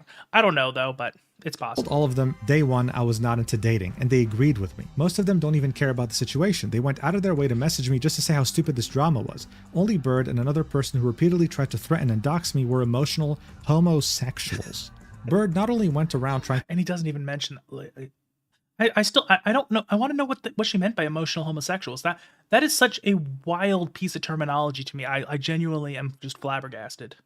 To poison my community, he actively shared information about me to other server members in an attempt to make them join his side. He went to all my mods and all my close friends in the server. People saying, oh my god, there's no evidence of Bird being a bad guy. Yeah, and I will say again, somebody who's as hyper parasocial as he was, again, when you drop $50,000 on a content creator, there's some parasocial behavior there, unless you've won the lottery and that's pocket change to you. So honestly, the person, this is the person I would exactly expect to be the one to turn hardcore, would be the person who was so parasocially attached that when that veneer breaks, then they become parasocially opposed to her. So this is exactly the person I would expect to do this. First of all, 51-page expose about... Also, for someone who hates capitalization so much, they actually did the accented E on expose. That takes extra effort to do. Extra effort that she can't bother holding shift down when saying I don't know. I don't understand people. Someone you apparently cared about as a friend, his words, if you really wanted to help me to stop my pattern of... homosexual was an insult and she was calling them emotional. Okay. Granted, she seems to write, again, she writes like a toddler with Parkinson's sometimes. So it might have been just the way she worded it. But I thought she was calling them emotional homosexuals, not emotional homosexuals. Okay, that makes a lot more sense actually, because I don't know. I thought my vocabulary was going to expand. Like, did I just learn a new slur? That I don't know. But yeah, that actually makes a lot more sense. Thanks for the clarification. Behavior, you could discuss it with me like everything else. Just to cut her off here, something else that was mentioned in those 51 pages was how when every single one of these guys found out what she was doing and confronted her, she would lash out. She'd get very angry and she wouldn't want to listen to a single thing they had to say, especially when they had something to say about alcohol, okay? Anyway, let's continue. But no, I only talked to Bird that way for a month. I crave validation from men. That I bet is completely true. She absolutely craves validation. That everything that I'm seeing here leads me to that belief. I admit I wanted compliments and I wanted attention, but he acted as if he was my dad. His friend would try to wingman and tell me I should meet Bird and just be with him. He could make my life so much better, and I straight up told him I wasn't into Bird. I have screenshots and evidence. Again, at this point, when the drama is already out there, if you got screenshots, just drop them. Like at this point, they've already gone nuclear against you. Whatever you've got in your arsenal, it's time to use it. Also, when I first started streaming and Bird came along, I was 19 at the time, extremely new to VTubing and having this much attention. He taught me everything about VTubing and keeping me in a bubble. She would then talk about the point of women not taking accountability, saying, motherfucker, all I've done is say I'm not a victim. I keep fucking saying I was wrong too. Why are you just ignoring this? Oh my god, she cheated. On who? I was dating no one at the time. I never dated any of them, and I have screenshots of some of the guys saying they knew what it was. It was not dating. Again, at this point just drop the screenshots, because honestly, if a lot of the allegations against her at this point would be neutered, at least as far as the stringing people along allegations go. If she has evidence showing that, hey, this is not a real serious thing, this is just something we're going to do having fun, that's all this is, and being upfront about it, that would cut that side of things just right there. And if she had screenshots, she should have posted them right there. But also, I fucking love how this particular screenshot ends with all caps "gooning on call." That's amazing.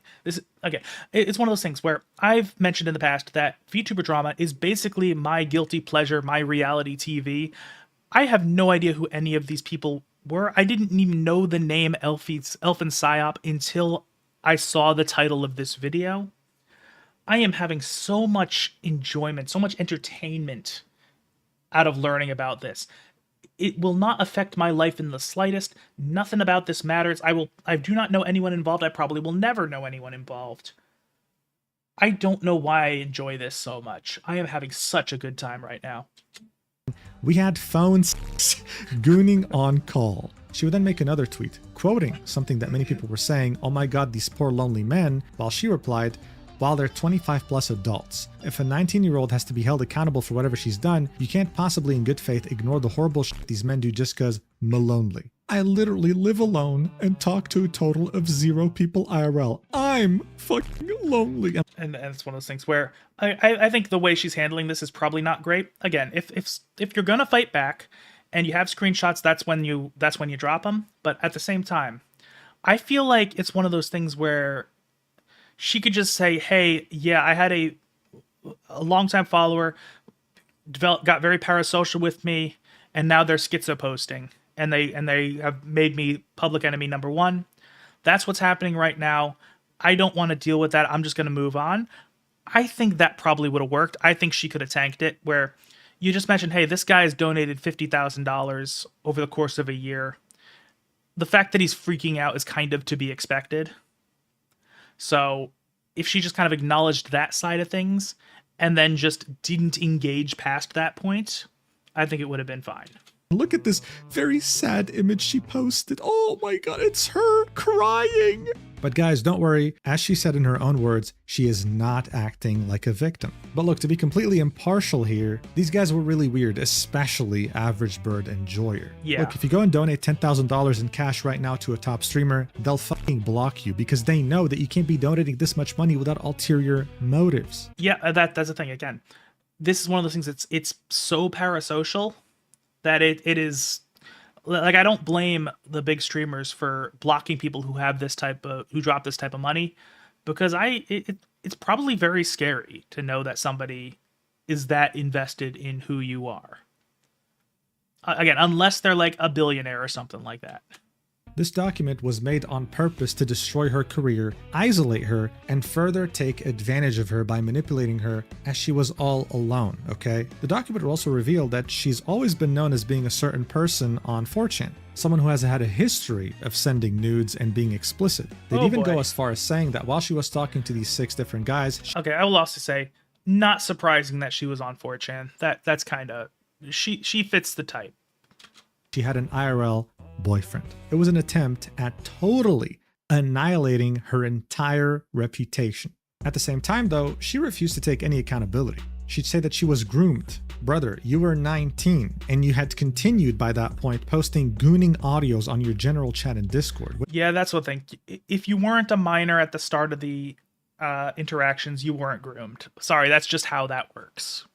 What do you think this is? The objective conclusion to this entire drama was that everyone in this sucked ass. But no, Elfin wanted to be seen as the victim. And even though normally she should have had her career destroyed by this point, she should have been completely abandoned by her community. I kind of disagree. I think this is definitely a controversy that is very easily tanked.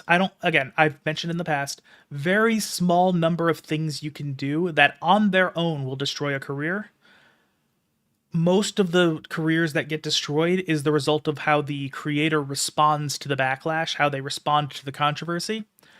I do not think that what she did here, I don't think that the Daki by Average Bird Enjoyer, I don't think that on its own would be enough to destroy her career. I just don't. The response to it absolutely could, but I'm not surprised that this did not destroy her career on its own. I think Mujin's off base here. The opposite ended up happening. She again had defied all odds, and let me show you exactly why. Rima Evenstar is a VTuber who makes some very detailed video essays. Yeah, look, it's female Mujin, and we're watching male Rima right now. So yeah, Rima's great.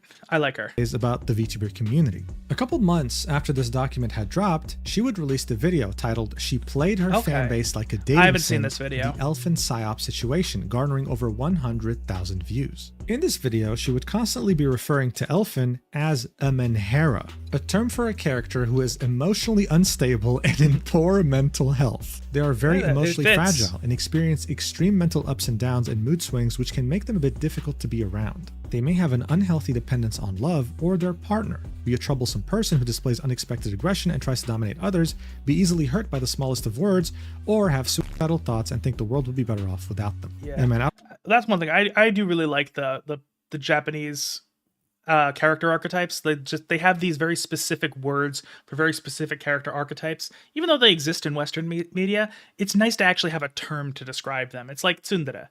That is a very specific archetype. It's nice to just be able to reference it in a word. I don't know about you, but this perfectly describes Elfinpsyop so far, right? But Elfin was outraged. She despised that video and hated Rima to the point where she added her on Twitter and said, "Rima Evenstar, I don't know why you like to spread genuinely dog shit and simply false rhetoric so easily. Maybe it's because you're a drama VTuber by name, but it's just bullshit to spread false things without confirmation." Yeah, this is not how you handle this kind of thing. Don't go after content creators who make videos on you, especially not ones that are generally well liked. Because it would be one thing if it was like back in the day when Leafy is here was doing his thing, because he was after a while he got generally disliked by a lot of people, especially once the content cop on him dropped. So you could kind of fight back against someone like that. But Rima's generally well liked. Her videos are generally appreciated. People think she does a good job, and she usually keeps things fairly neutral in tone and only adding bits of personal opinion when it's done for comedic effect mostly. So that's not the type of person you fire back at. If anything, you can play into it. Like if somebody makes a drama video on you, you can play into it and you can kind of come out on top in that regard. But this is not how you do it. Firstly, when you made the drama video on me, you got a lot of facts wrong and didn't contact me to confirm details either. Nice journalism. Now you're spreading shit about me suicide baiting? To you? I'm sorry, what? I think you making a drama video on me during a time I was constantly drunk and not in a stable mental state would obviously fuck me up. Like you call me menhera all the time and don't expect me to somehow crash out? I was still relatively civil and only DM'd you about my issues with your video hoping to at least get facts straight. Believing in random people messaging you rather than the person at the center of the situation is crazy. Again, I wouldn't call Rima a journalist, but at the same, I don't know what I've never seen that video. I don't know what she did or did not get right. I don't know. I don't think you necessarily need to actually contact the person itself to get all the details, but you should do a decent amount of actual fact checking. Make sure the things that you're saying are correct when you're talking about other people. So again, somebody who is also just kind of unstable and farms parasocial behavior is not generally going to be the most reliable source too. So I can understand Rima not wanting to kind of have a back and forth with her, but yeah. Again, this is also still just not the way to respond to that video. You do not hate journalists enough. In fact, this got so bad that when Rima posted the tweet announcing the video, it would get totally brigaded by Elfin's community. 102 replies, and all of them filled with insults, slurs, and an attempt to straight up character assassinate Rima, saying, "Wow, I used to watch your content, but not anymore. Wow, you're..." And also, this is not the way to do it. This kind of thing is basically harassment, but also it boosts her post in the algorithm. So it probably got more attention because of this. "You're a terrible journalist, wow, you suck at what you do, etc, etc. That's simply because Elfin had replied to this post and ratioed Rima, doubling her likes, simply saying that she is not a femcel. But this still doesn't explain how she was able to survive a Google Doc like this. This doesn't explain why she didn't end up like Gunpei. What happened exactly? Well, Here's what her diehard fans had to say in response to her reply on Rima's post. And it perfectly encapsulates why she still had a very strong community that kept growing. Okay, and also, you know, a brigade of 100 comments, not that ridiculous. Look at this idiot. Hey, I'd just like to say that I'm naive and emotionally vulnerable and would be easily groomed. DM me sometime. Okay, that's funny. What about this dumbass? I'd be honored to be one of your toys. Crazy they're spinning it as a forced or bad thing. At least he's honest. So these men were so and I like how Mujin has bookmarked this because he knew he was coming back to this one. Vocably castrated that they realized, hey, I don't like this woman because she's a virgin. No. I like her because she's a girl failure and because she might give me a chance. If she did it with 6 different guys at the same time, what's stopping me from DMing her and finding her in a call gooning with me? And honestly, okay, to be fair, this is actually probably the healthier way to go about this. And essentially saying, hey, I know what the situation is. I know what our dynamic is. I'm okay with that. That's probably a better way of doing things. So as much as this is kind of cringe, you know what? Fair enough. If anything, Average Bird Enjoyer's Google document backfired tremendously. Okay. So, okay. Yeah. Okay. So for those of you watching on the highlights channel, I just had a bit of a bathroom break. So that's you probably just saw a really harsh, awkward cut right there. But we're back and let's just keep watching. It made Elfinpsyop seem way more reachable to the average viewer than they thought. So their whole fantasy, or should I say delusion, of trying to fix her, wifing her up, impregnating her, and prolonging the white race wasn't so far off. By this point, Elfin kept gaining followers, kept getting viral tweets, her community kept growing, she was making more money, and her viewership was doing better than ever. She had reached over 100... Again, the thing that really just gets me is, again, her character design's really good. I love the aesthetics of her setup. The background's really nice. She, like, had every piece of the puzzle. She had, like, every puzzle piece to make a successful career in content creation. If she just didn't lean so heavily into the insanity that she was cultivating, just not going full head first into that side of things, I think she would have been a successful creator. 100,000 followers, something very impressive, especially for a VTuber, and by this point we could easily say that she was becoming very dangerous, because in VTubing there are so many desperate people trying to make a name for themselves that they'll see what works and try to copy it. And since things were going so well with Elfin, since she was totally invincible to any criticism or controversy, someone would end up noticing how well she was doing and try to copy her, even though they had way more followers and way more influence. Her and Elfin would end up becoming friends and then eventually enemies. REVOKING is a French rat VTuber. I've seen a clip of her. I don't know anything else about her. Who used to stream exclusively in French. Around 2024, she would start streaming more in English, and at some point, one clip from her stream would go mega viral. It went so viral that there's actually a good chance you saw this already. Watch. I'm wondering if this is Says their name. So here is broccoli, who is fucking dumb. Look. No brain cell. This is not the clip I saw of her, but this is funny. No brain, nothing. After we have here, Fruby, who is one of my cutest rats too. Look. She's a Rex girl. She got curly hair. She's really cute. It's Bean. Bean is my only boy, but he don't have a cocoon yet. Alright, so you get the point. French girl talking funny about her rats, very cute, very adorable. Yeah, well, it would go mega viral. 384,000 likes on Instagram. That's crazy. And guys, when it came to Twitter, 12.7 million views, 134,000 likes. It was practically on everyone's feed, and everyone was talking about it. If you told someone, hey, did you see the French rat girl? They'd say, yes, I saw it on my feed. It went mega viral. Again, this never came across my timeline, but I have seen one of her clips before. I don't remember what exactly it was. I remember she was speaking French, so that's what I remember. Understating this. She would then reply to this saying, hi, I'm Riri, a rat girl VTuber from France. You can follow me on Twitch or join my Discord if you want, link in bio, but be warned, I'm the most hated VTuber of all France. Man, being the most hated anything in France is impressive. Because it seems like it's just a common pastime online to hate the French. Especially from people who speak French, because I know people from Belgium who really hate France. I don't know, France is kind of the punching bag of the internet, so being the most hated VTuber in France is impressive. And guys, she was not kidding. When the French community saw her going viral, they were livid. They saw how viral she was going with the English-speaking community, Oh, and they boy. did their best to show them who she truly was. This person, for example, would say, maybe because you're a lolicon and you think Hitler is cool and you're overly annoying, you force your voice to sound like a kid, your response to saying the N-word is I hate everyone equally, look at yourself stuttering in your own ass tweet. Yeah. Okay. So I mean, those one of the things where all of those things are something that's going to make people not like you. I mean, it's one of the things I've talked about lolicon stuff before. It's ultimately, the line for me is whether it's real or fiction. I'm not into it, but it's like, if you're not hurting anybody, I don't really care. But a lot of people do get really riled up about that stuff. Saying Hitler's cool, yeah, that's probably not the strat for the most part. And then being annoying and having a childlike voice that you're putting on for a show, that's kind of standard. Like, a lot of VTubers put on a voice. And yeah, also, it's probably performative edginess as well, where, yeah, again, it's like nowadays, the culture is not such that you can really get away with that kind of thing anymore.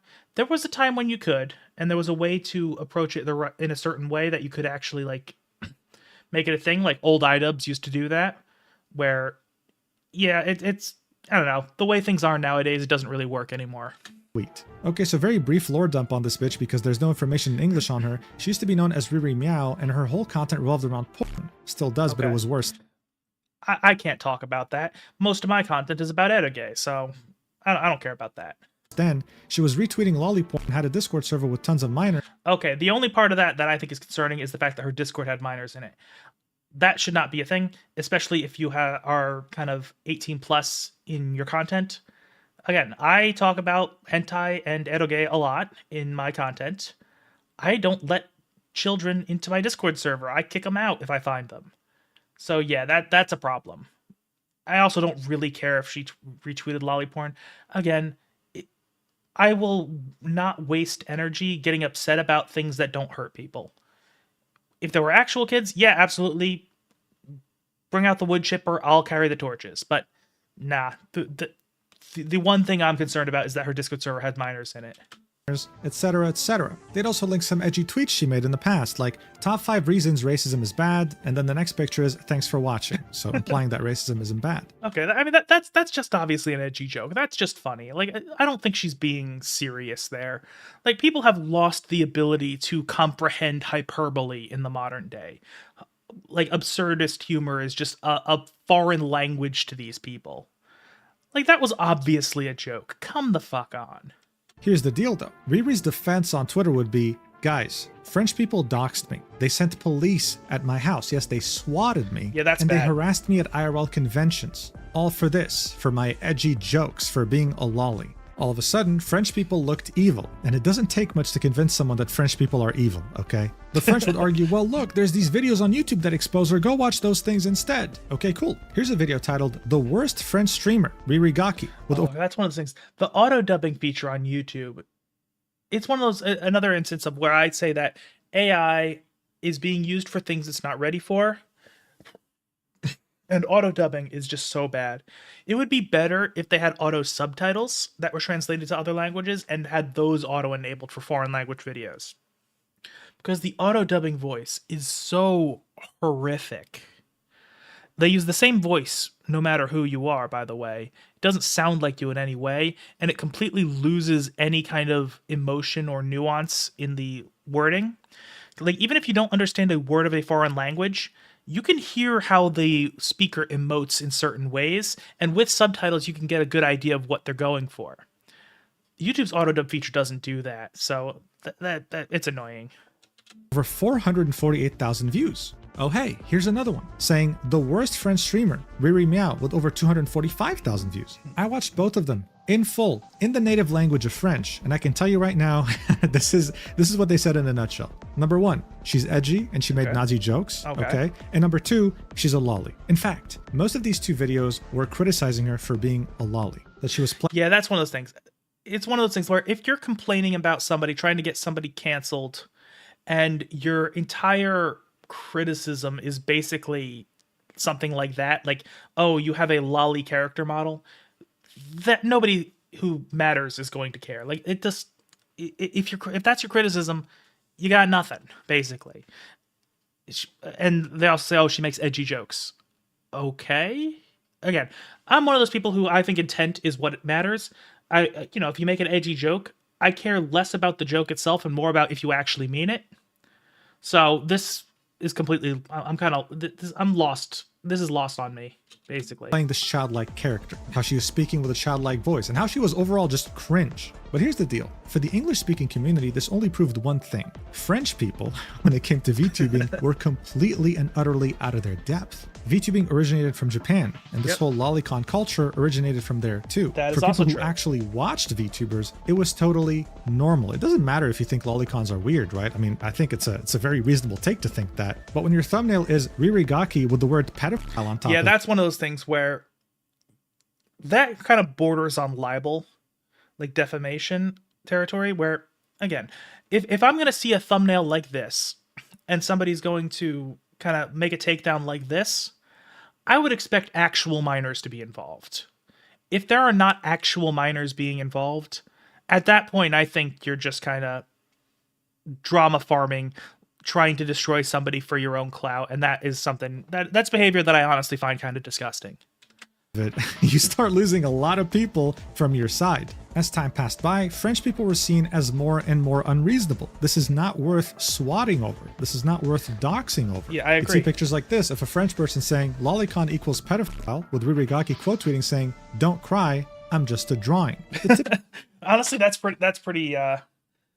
That's a solid response. Honestly, I think that's because, again, people like this, if you're in this kind of back and forth, somebody who is as hard line against that kind of thing as this person seems to be, they're not somebody who's going to be reasoned with. So at that point, when you fire back, it's pretty easy to do stuff like this and come out on top.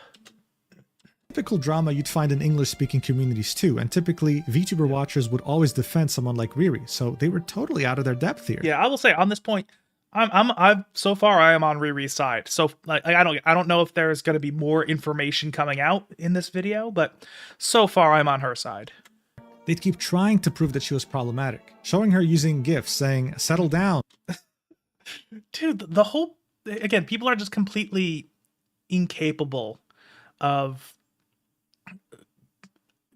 figuring out what is a joke and what is not, because the whole point of this image right here is to juxtapose, and I know that's a really, that's a literary word, so don't be too scared, but is to juxtapose the harshness of the racial slur with the cuteness of the character. The whole point is that it's something you wouldn't expect to hear coming out of this character's mouth. It's like, okay, give me a second. I actually have an example off the top of my head. This Clanad picture right here. Yeah, like this meme right here. The whole joke is that it is not what you would expect to come out of that character's mouth. That is the whole point of that joke. So it's one of those things where posting this as some kind of gotcha just kind of makes yourself look stupid. N-word hard R, and also showcasing how she had a role on her Discord called Rotten Waffen, a play on words on the Waffen SS, otherwise known as the Waffen Schutzstaffel, a division in the German again, army that's during just World edgy. War II. Their efforts, again, proved ineffective, and the final straw would be when they would show this image of Riri when she was streaming with Facecam, apparently doing the, German salute from World War II. Well, you even had Asmongold reacting to it, and he concluded, as well as others, that she was simply adjusting her webcam. Guys, you're Yeah, that's one of those things where, again, if you're gonna try to do these things, you got to show full context. If it's not obvious what they're doing, it's gonna backfire. trying way too hard to make her look bad. Because again, Come on. like if she was actually doing that, she would be holding it essentially. She wouldn't be fiddling with her hand right there, unless she has, again, like she has some sort of seizure at the time. It's pretty obvious what this is doing. And when you try to take somebody down with bullshit means, it's gonna make you a whole lot less credible, even if you have a point. Like it's, if you're criticizing somebody, just stick to the truth. That's all you need to do. On. This was seen as so crazy in the English-speaking community that even Elfin went out of her way to defend her as she was being cancelled by French people. By this point, Ririgaki was followed directly by Asmongold on Twitter, and she had... And another factor is if you are hated by one community, but you're streaming to a different community, because, you know, she does English streams now. I know she said she used to do French stuff, but if she's streaming to an English-speaking audience, they're by and large not going to care what the French-speaking community has to say.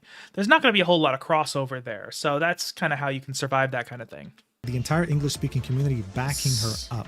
She was treated horribly by the French community, but now she got given a second chance straight from the heavens. However, here's the problem. I don't know if it was the language barrier or just the fact that she's probably mentally ill, but Ririgaki completely misunderstood what the second chance meant. She thought that she now could finally get away with anything. She could say anything, do anything, and she'd have a community here to back her up always. Yeah, and that is one thing where if you don't know your audience really, really well, things like this can backfire. When in reality, this wasn't the case at all. What actually happened was that she got a second chance, got a new community, and they were hoping that French people were exaggerating. They were hoping that she was going to genuinely redeem herself. And as you might have guessed, this could not have been further from the truth. Shortly after... It's one of those things where I said that earlier. This image is like what you would concoct if you were trying to make fun of a certain type of person. Like, everything about it just, it feels so unreal. I fucking love it.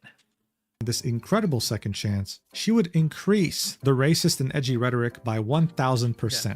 And again, also, it's one of those things where this type of humor, it kind of needs to build off of something in order to make sense. Just having it go like this, you know, baiting the N-word out of the blue doesn't usually work. There's got to be something there you're playing off of for it to work. Again, as I mentioned before, my line with kind of edgy jokes is the more offensive you are, the funnier you got to be to justify it. All while adding that to a cancerous cocktail of politics. Some guy would say, yeah, French quote-unquote people, stuff. the fuck is wrong with your country, Jesus? To which Ririgaki would say, immigrant and African. Here's another tweet with a lot of views and a lot of likes. Saw a Jew for the first time in my life yesterday. I always thought they were all extinct. Here's her comparing... That's wild. Nazis to trans people. I mean, with the only difference being the fact that one has impressive taste in clothing and the other one being promoted by the US government. She'd have a tweet saying, can I be called a white rat supremacist? I love white rat. That also does seem like a bit of an edgy joke. That one I don't think is anything serious. It's one of those things like if you like white rats, that's one of the things you can kind of joke about. So this one I don't think is that damning. The other ones is a little bit, but this just seems like a joke. And when Kanye West would say, I'm a, you know what, she would... Okay, that's just funny, dude. That's just funny. Again, it's kind of doing what I was talking about earlier about just juxtaposing the message with the messenger. I think this is probably just a joke. Honestly, I would have expected... I saw similar things like this with Kanye West. A lot of people posting memes in this vein. So this doesn't surprise me. This one I also think is not particularly damning, because also this is fucking funny.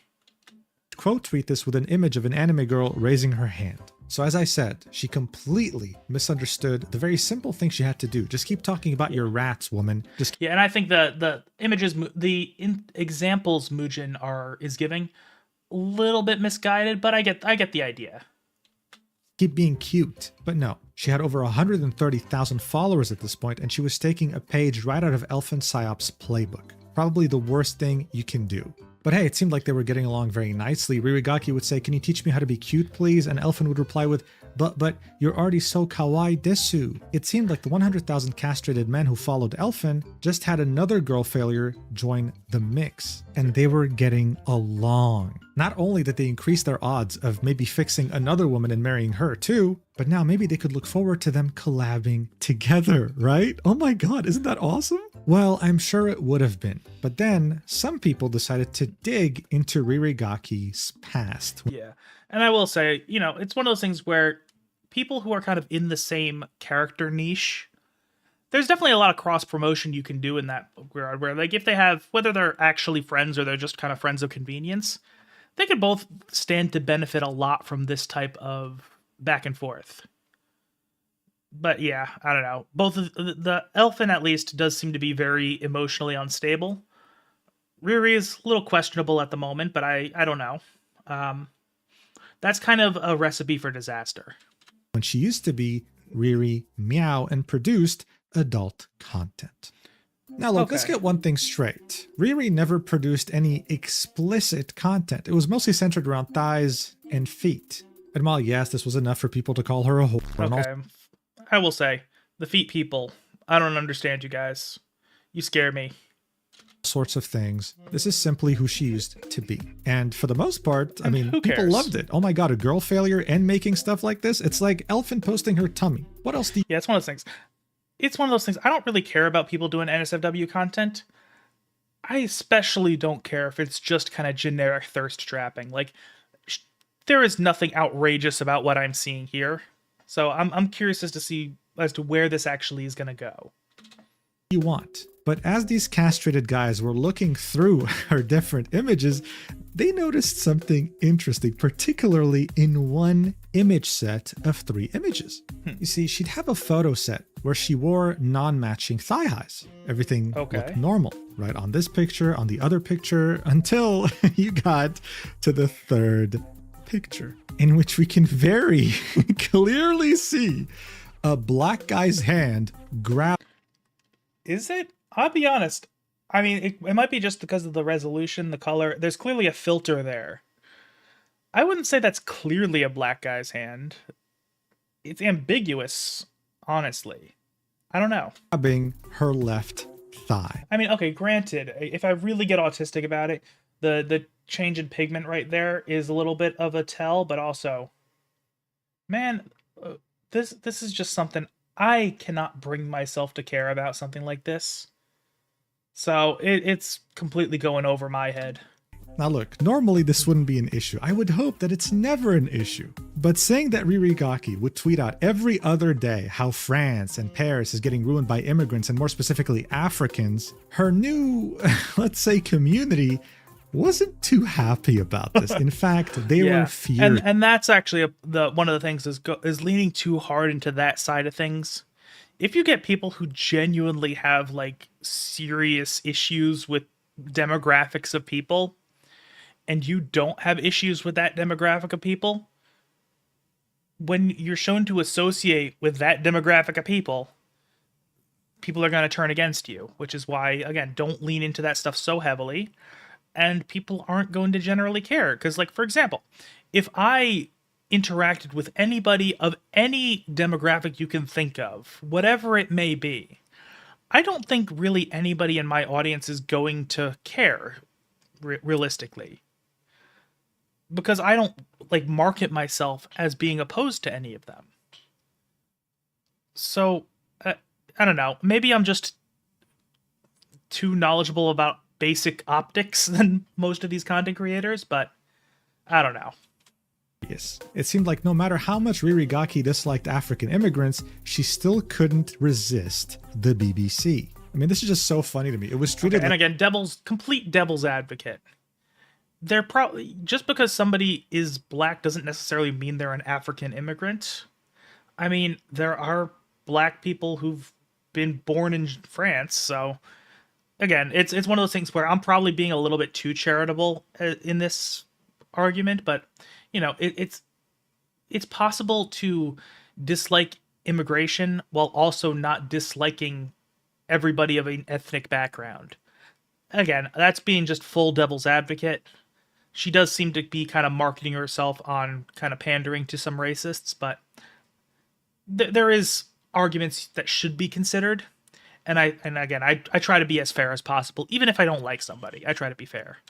like this leak, this thing that no one could have ever predicted, when in reality on her own wiki page, you can see that in 2023, she made some guy called Euro, who happened to be a VTuber, her boyfriend. And when you checked out his model, his model was black. But no, it was a betrayal. How dare she? and she suffered the wrath of her own community. She had pretty much stabbed herself with a knife she forged herself. It was official. She was a grifter. Someone who didn't believe in anything she... If you can't see the grift in tweeting racist shit, then race mixing, all while hating immigrants, then I don't know what to tell you.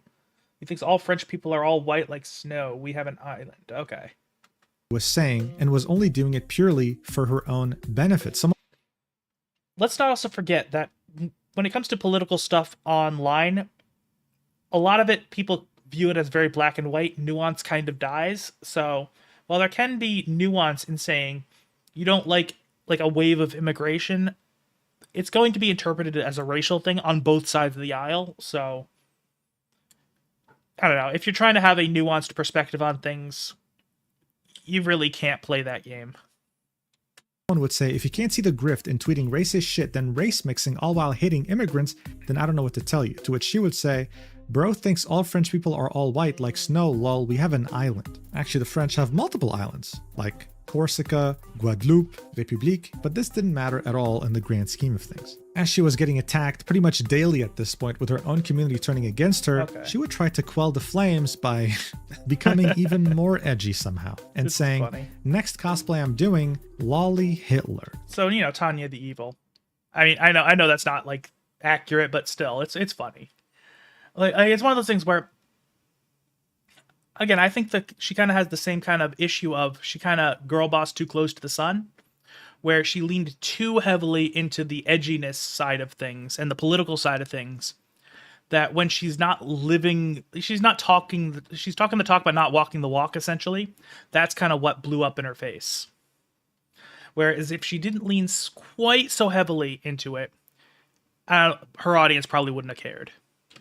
This would prove to be nothing more than a pathetic attempt at recovering the community that was turning on her, because very shortly afterwards, she would get suspended from Twitter by mass reporters who just so happened to be people who were pissed that she was dating a black guy. Yeah, that is, again, that's another reason why I think you should avoid the hyper-political side of things. And granted, I'm probably not the one to talk, since while I do have political opinions, I am strictly apolitical on YouTube. I don't discuss my own political views. These types of people seem fucking insane. And I don't want anything to do with them. And the cherry on top would be her also getting suspended from Twitch.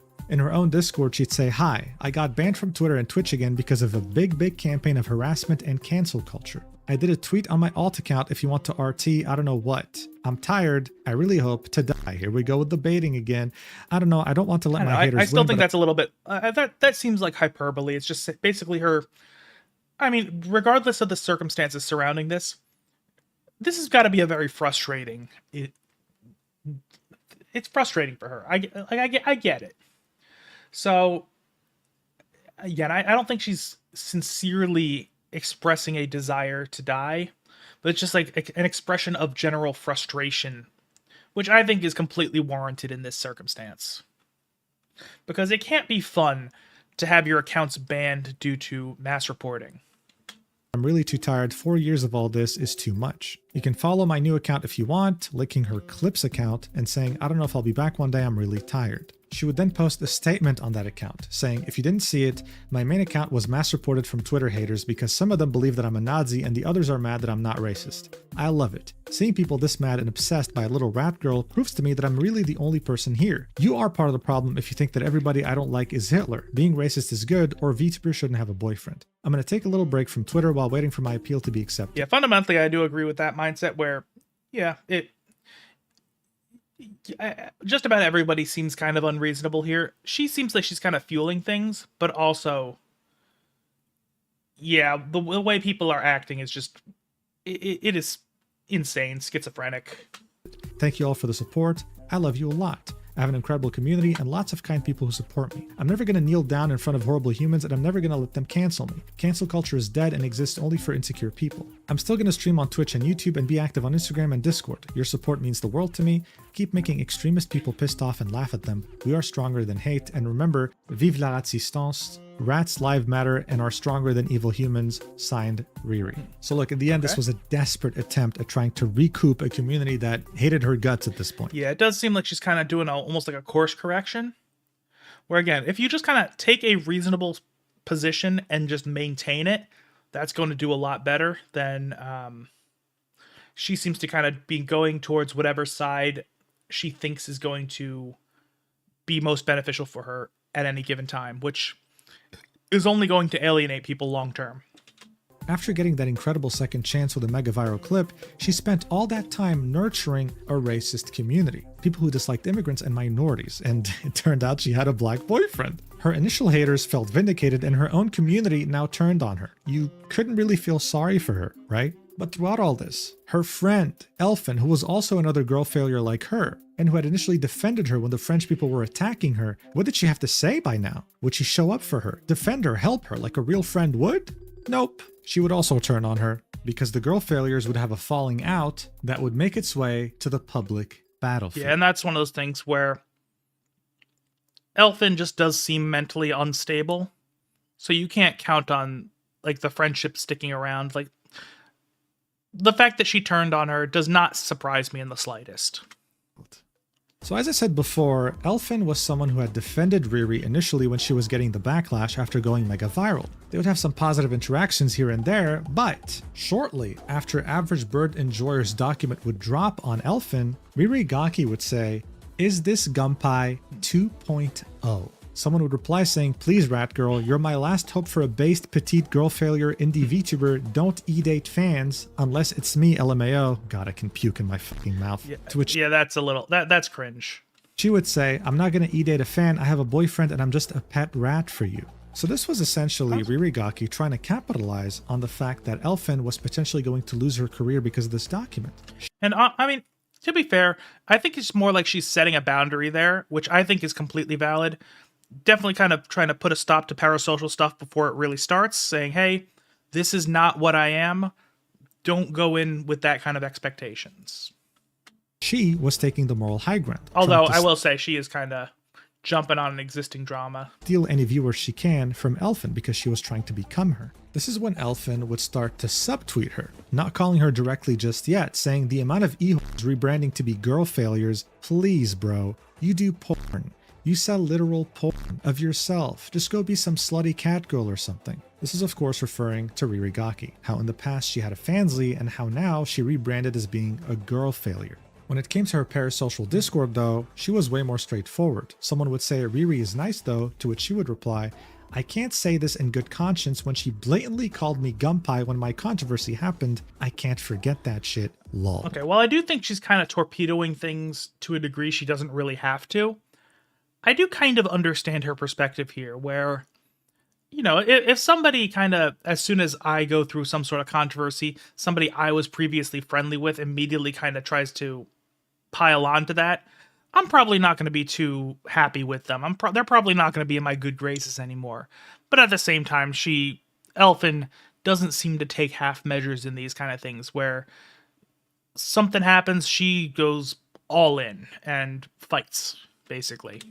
How dare she call me Gunpei when I'm way worse than her? Like, how dare she when I'm literally worse than her in every way? The main confrontation between these two girl failures would occur when Elfin would post this tweet, with her character saying, "Hey guys," someone saying "femcel," to which her character would say, "Not what I'm called." Shortly afterwards, Riri Gaki would also use that same exact meme format, saying "Hey guys," with someone saying "Not," to which Riri would say, "Not what I'm called." Elfin at this point would be furious. How dare And this could have actually been a positive interaction, honestly. Like, this could have been like that's where it should have ended, honest. Again, it's just these people just seem mentally unwell. They cannot just have a peaceful existence on the internet. They have to fight people. Like I feel like it's pathological at this point. Like, they will fucking wither up and die if they are not currently in controversy. she copy me? So she would quote tweet this and say, "You guys are all over her. How can she be a Nazi when she has a black boyfriend? Y'all need to do research." Oh boy. This was Elfin declaring war. She saw that her community was turning on her because she had a black boyfriend, so she was also looking to capitalize. However, Elfin was about to fight a war on two fronts. She was going up against Riri Gaki, while at the same time having a demon from her past catch up to her. Yeah, and again, these people who love to start shit, for some reason, they always seem to have skeletons in their closet. It's never some normal person who gets into online fights. It's always the weirdest motherfuckers you can think of. 4chan. You see, she was an active 4chan user ever since she was a young kid. Oh Yes, boy. I know, what a terrible fate. And 4chan would catch on to her. Yeah, it was over for her from the start. There was no hope for her. They'd understand exactly who she used to be and would start revealing some details about her real identity. The fact that she is a Pakistani who's studying in the UK. Now look, this was a very big deal, okay? Elfinpsyop's entire personality was centered around appealing to the cringe white supremacist who never leaves his home. She would also heavily imply, as you saw in her belly pics that she shared online, she seemed white, and that's exactly what she was selling to her audience. Yeah, I mean, to be fair, a lot of people from the Middle East, I mean, especially if you don't see their face, they can look white. Like, it's not like every single person in that section of the world has the same skin tone. That she's white and even Slavic. At some point she would say, I say niet a lot, which means no, and people ask me if I'm Slavic on stream. I'm not, I'm just a huge Russia boo. So she posted pictures of her belly and she seemed white. She also was really into Russian culture, I guess, and Russian language. Yeah, that's not that unusual. People do tend to find fascination with certain cultures. It's not necessarily always something you can control, so having an interest in Russian culture and history is not the weirdest thing out there. So people assumed she was maybe Eastern European. In fact, her accent sounded pretty American. Some people would think she's American and she would never really correct them. So seeing that she despised immigrants and any minorities for that matter, her being Pakistani would be a death sentence. But this rumor wasn't new. It was being shared on 4chan as early as mid-2024. It would start to really catch up to her and irritate her in 2025 though, specifically during the summer. This is when, for the first time, she would start being confronted live on stream by chatters who were asking her, are you really Pakistani? And she would get very triggered at that. Watch. Pretending to be white? I don't think I need to pretend. I think I am. Here's another clip. Okay. Takis aren't white. You are so retarded, dude. That's actually insane. Okay, yeah, her face tracking is not that good, but, you know, that's besides the point. Honestly, she has a more normal voice than I would have thought she would have had. Do you realize how ethnicities work? Do you realize how ethnicities work? Also, she is, like, getting hardcore one guide, I think. That's one of those things where if you're a streamer, chatter is going gremlin on you, you engage with that, you're giving them what they want. Or maybe you don't. Genuine question. Aren't you a Paki living in the UK? Who are you to complain? Okay, I actually like the little fly that is animated flying around her. That's actually a really nice touch on her model. Did you get that from 4chan? So here we are. She was starting to realize where these people were getting their information from. Wait, did you get this from 4chan? The website that she kept flexing, that she had used ever since she was 13? Interesting. By early 2025, many pictures of Elfin's face would somehow find themselves on the internet. So she'd tweet out, in May 2025, I've been face doxed and harassed so much now, so here, this is me. Yeah, that's one thing where, again, doxing, getting your information revealed, that's not a good thing. People shouldn't do that. Even if you completely can't stand a VTuber, don't expose them like that. That's not cool. Although at the same time, when it happens to you, the best you can really do is own up to it and just kind of, again, just own it, and that'll mitigate whatever harm can be caused. Because at least they won't have won the war in the, public discussion. Yup, now what? LMFAO, it don't even matter, man, no more. Now this image is actually very important. It would of course get deleted later. She would draw some clown makeup on her face in Microsoft Paint, right? I can tell you right now, this clown nose is doing a lot of heavy lifting because it would have very easily exposed her ethnicity. Additionally, because I will say honestly, she doesn't look, she's not an unattractive woman. And yeah, and granted, yeah, I think just looking at her, it does look reasonably like a white person. So not that really matters at all, but it does as far as her perspective does, because again, she girl boss too close to the sun. it doesn't take a genius to understand that this image is blown the fuck out. Look at that hand. It is blinding, almost as if she completely upped the levels in Photoshop in an effort to appear white. Something would Potentially, it could also be that the lighting just sucks in that area. There could be something like something reflecting on her hand that is also very believable. I'm not saying what he's saying is wrong, but not conclusive to me. really crack in Elfin starting summer boy. 2025, okay? This is when she would up the edginess to yet a new level. And so whenever someone That's the person I was talking about earlier. The Nachizumiku. The one who was the Jewish guy using a voice changer. This is so funny. These two people are basically LARPing at each other. I love it. criticized her or called her a Pakistani or said that they had proof, she would just call them a Jew, and it would work because her community hated Jews. This would work almost every single time. They'd eat it up. They would love it, and she would get away with it. However, as her rivalry... I don't think he realized how funny this was. Again, this was another VTuber who was pretending to be a Nazi girl, like legitimately. And then it was revealed that he was a Jewish guy using a voice changer. I mean, just listening to one clip of the person, you could tell it was a voice changer. But I don't think Mujin even realized how fucking hilarious this screenshot is. I am amazed at this. This is astounding. Especially since she tried to insult him by calling him Jewish, and the guy actually is Jewish. It's so fucking funny. I can't believe the internet. I can't believe so many things on the internet are free. I love this so much. They'd eat it up. They would love it, and she would get away with it. However, as her rivalry with Ririgaki would start really heating up, Ririgaki would say this: I love how she was trying to cancel me saying I was dating an immigrant, black/Indian/Arabic boy, while pretending to be white, lol. To which Elfin would say, why are you so obsessed with me, man? Yeah, I gotta say, one thing I'm getting as a kind of a persistent theme of this video is, no matter what, I can just be happy in the fact that I am not these people. I feel like I'm doing something right if these are not the problems I'm experiencing. Now it's getting serious. Look, Ririgaki, as much as she was hated for dating a black guy, she still held influence in the whole girl failure aesthetic club. She shared many followers in common with Elfin, this 100,000 bundle of castrated men, and so her saying what many have been saying already was a genuine threat. This drama started really heating up around November 2025, to which Ririgaki would say, please stop thinking of me as a girl failure, guys, it's exhausting. I did learn to take care of me. I go outside a lot now. I have a lot of passion and love for nature and cool subjects like aircraft or insects.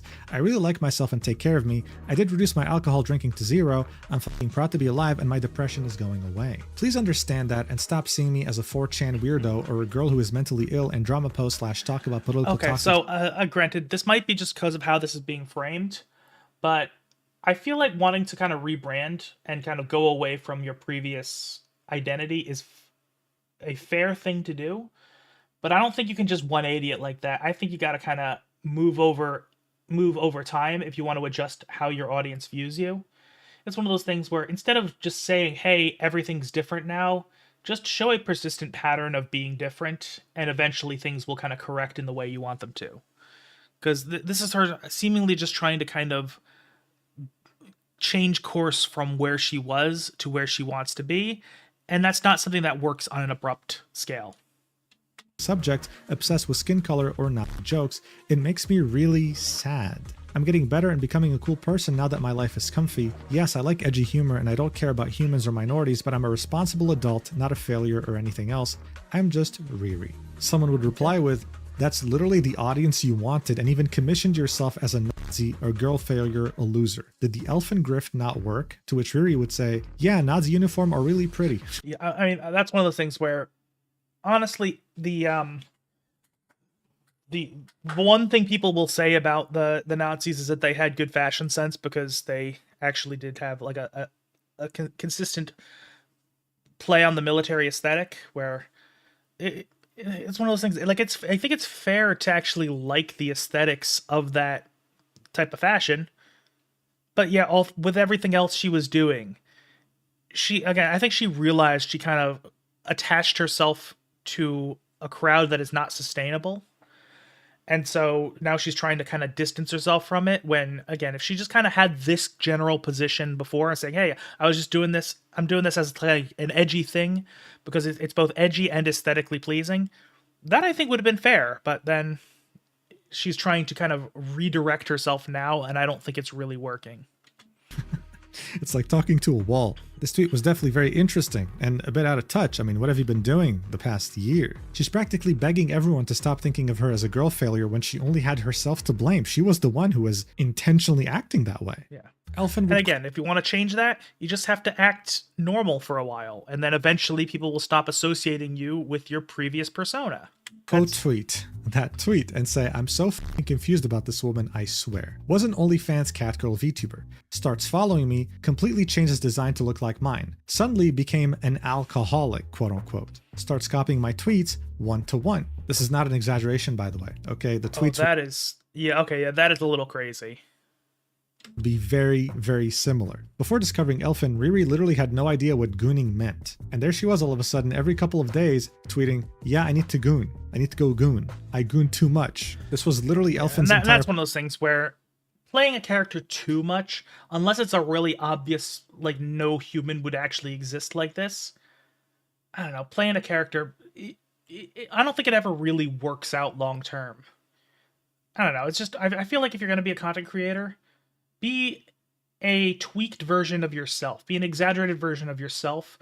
Don't try to completely reinvent yourself entirely, because you're not always going to be able to keep it up. And it's just going to fall apart like this.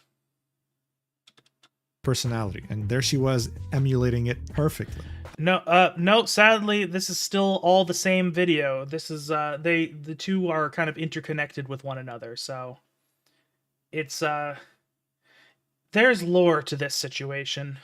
Elfin would continue, I DM her about it, say I'm uncomfortable about it. She says, oh my god, sorry, you're my biggest inspiration. We make amends and move on. I support her when she gets into a big drama. When I get into drama, calls me Gunpei 2.0 instead of DMing me and asking me what's up. So-called friend, am I right? I get pissed at this and stop talking to her. Copies me further, almost all my jokes, all my edgy humor, oh my god guys, I'm so gross and gooner and girl failure and edgy, and posts not shit constantly. And this is one of those things where I feel like you would have such a huge heads up as far as being a content creator if you're able to build an audience while also being at least somewhat mentally stable. Because, again, it feels like so many of these people, their whole existence is just lighting a stick of dynamite and holding on. Where did all this suddenly come from, bro? A few months pass. Now she says, oh my god, I'm healthy, I don't drink anymore, and I go outside, I'm not a Nazi, guys. Basically, we should forget the past few months happened entirely? Literally attacks me out of nowhere, saying I accused her for having a black boyfriend. I don't care about your boyfriend's race, man. I don't care about you, dude. Can you leave me alone and maybe try to be more creative? You don't get pity points because people attack you online. You literally did it to yourself. I'm edgy and I know people will dislike me for it. I've been like this since day one. Okay, I will say, she's, again, exhibiting zero self-awareness. She is guilty of a lot of the things she's accusing her of. I don't know. This whole thing is exhausting. You started being like this after following me. Please learn to be yourself and stop attacking people for no reason. Thanks. So look, Elfin was definitely making some good points here. Yes, it is true. Riri definitely started acting like her after following her. That's a fact. It seemed like Ririgaki's intent from the get-go was stealing as many viewers as she could from her, and when she saw that Elfin was potentially going to lose her career, she didn't try to defend her. She tried to make her move and call her Gunpei 2.0. However, it's not like Elfin wasn't doing the exact same thing. Yeah, it's one of those things. And also, I just feel like generally trying to be a snake online is just, I don't know, it just seems like a tiring way to be. And I feel like it tends to kind of backfire in the end, because once people kind of see you for what you are at that point, nobody's going to trust you again. Look at this sentence near the end. I'm edgy and I know people will dislike me for it. I've been like this since day one. Again, this whole idea that, guys, I'm real. I'm authentic. In fact, Elfin would go as far as saying on her stream that Ririgaki was a very rare example of a true grifter. In her opinion, the word is overused. Not everyone's a grifter, but Riri was. I will agree that grifter is a very overused term. A lot of times it comes to, people will basically redefine grifter to mean person I disagree with. So I can at least agree that it's an overused term, and it always makes me raise an eyebrow when I hear it, just because so many people just kind of use it because it's a loaded term. Her implying, of course, that she was a real girl failure. She was actually proudly alcoholic. Everything about her was totally authentic. And hey, to be fair, it worked. After Elfin would make her post about Riri, someone would confront Riri asking her, yo, what's up? Like, what happened with Elfin? Here's what she'd say in her Discord. She tried a lot in the past to get me canceled on Twitter and can't stop talking about how I stole her identity because I have a similar humor / black hair / loves alcohol / depressed. Yeah, I will say that's not exactly a unique combination. It's not super common to make an entire brand out of it, but like that's an archetype a lot of people fall into. Dude, imagine making that your entire personality and being mad that someone stole it. Dude, who are these people? Anyway, she would continue, cannot stand her. I did try to be her friend, but cannot stand girls sending nudes to 6 persons at the same time while trying to proclaim that she doesn't have a boyfriend, is white, and is not a whore all the time because she doesn't want to lose her community. She is not honest, and she is just another gimmick like she said. And it's one of those things where I feel like also it's probably making things worse that both of them are continually taking shots at one another. If you just like chill out, people are going to kind of forget about it on both directions. Like, again, I don't understand. I feel like I know kind of the basics of how people work, and my limited understanding of things just makes me look at what content creators do. And I'm like, this is really stupid, but I don't know. Maybe my brain just works differently. I don't know.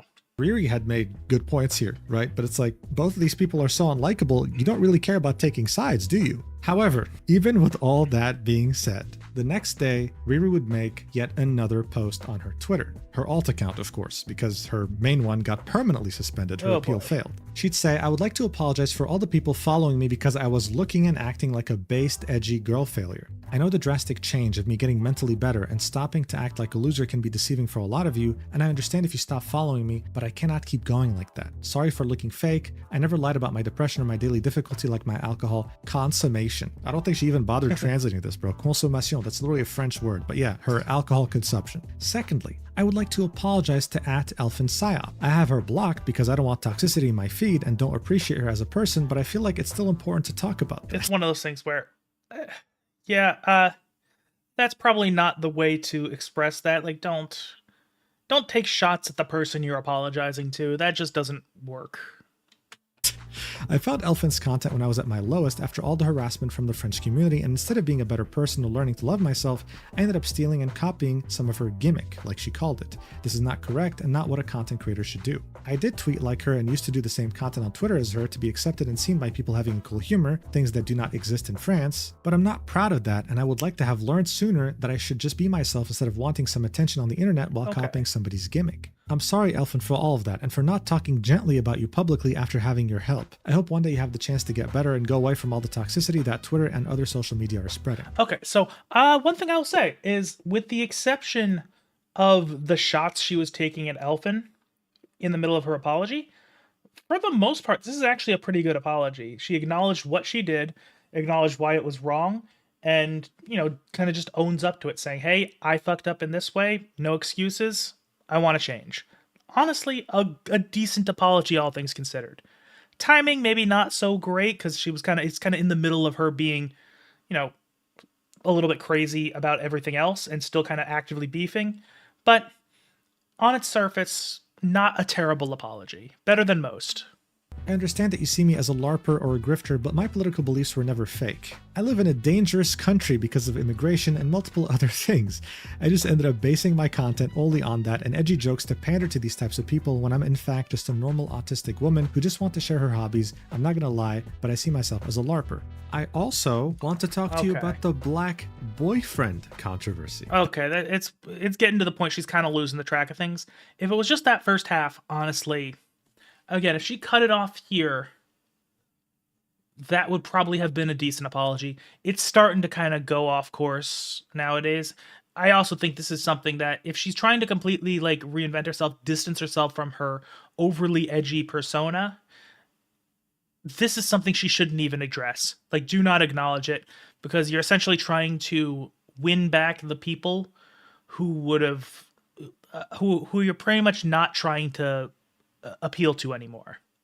This is something, just don't engage with this at all. the people you're trying to actually appeal to now don't care about this. So this is a mistake. I know a lot of my past fans were following me because of all this LARPing. I understand your sadness when you learn about the VTuber that you considered as based having what you thought was a black immigrant boyfriend. I don't like saying that, but dating an immigrant or a black male is not something I would be able to do. And that's again something that probably should have stayed an inside thought. Because again, if you're no longer pandering to the more racist side of the internet, this is not the kind of thing that would actually make you look good. So again, I still maintain that excise this part completely would have been the best move, but also it's just, not everything that comes to your head needs to make it onto the internet. There are some things that you can just say, you know what, I'm not touching this. Saying that dating an immigrant or a black person is not something you could do, probably not the go.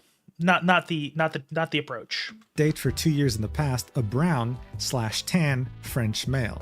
This always was public since I was always streaming with him. Guys, don't worry, he wasn't black, he was just brown. Yeah, that's... Dude. After all this LARPing, I think this is normal and my own fault that I ended up in a situation where I get harassed by my old fan base. Sadly, you were just following me for the based girl failure thing and not even to look after my content or stream since you did not know about my ex-boyfriend. Okay, to be fair, you're not. You shouldn't be expected to, even if you like a streamer or a content creator for who they are and what they do, doesn't mean you have to know their entire lore. Because, I'll be honest, when I watch a YouTuber or a streamer, I don't know what the fuck they've been up to 3 years ago. I don't care what they've been up to 3 years ago. I care what they're doing now. This makes me really sad that all this love was fake, but this is again my own fault for acting like that.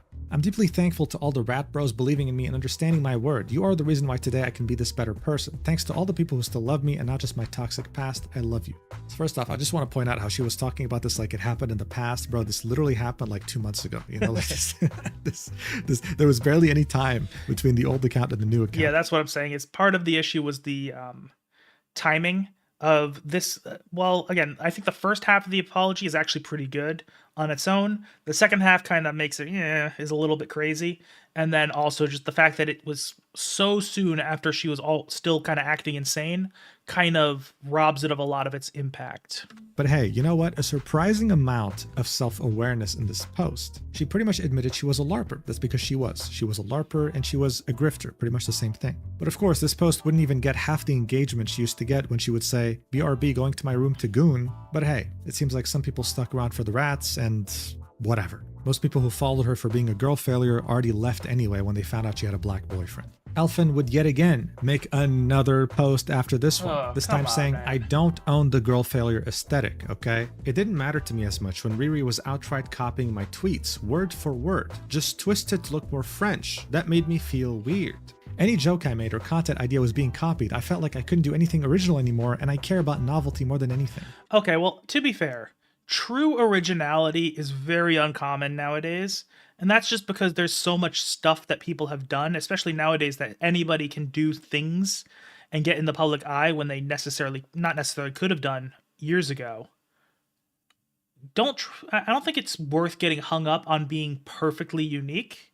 And hell, even a lot of times people who are noteworthy in their own fields started out by essentially copying someone else. Like one thing I read, I can't remember who it was, but there was a guy, somebody who did a comic strip, wrote that he started his career by basically ripping off Farside and said everyone starts off by ripping off Farside.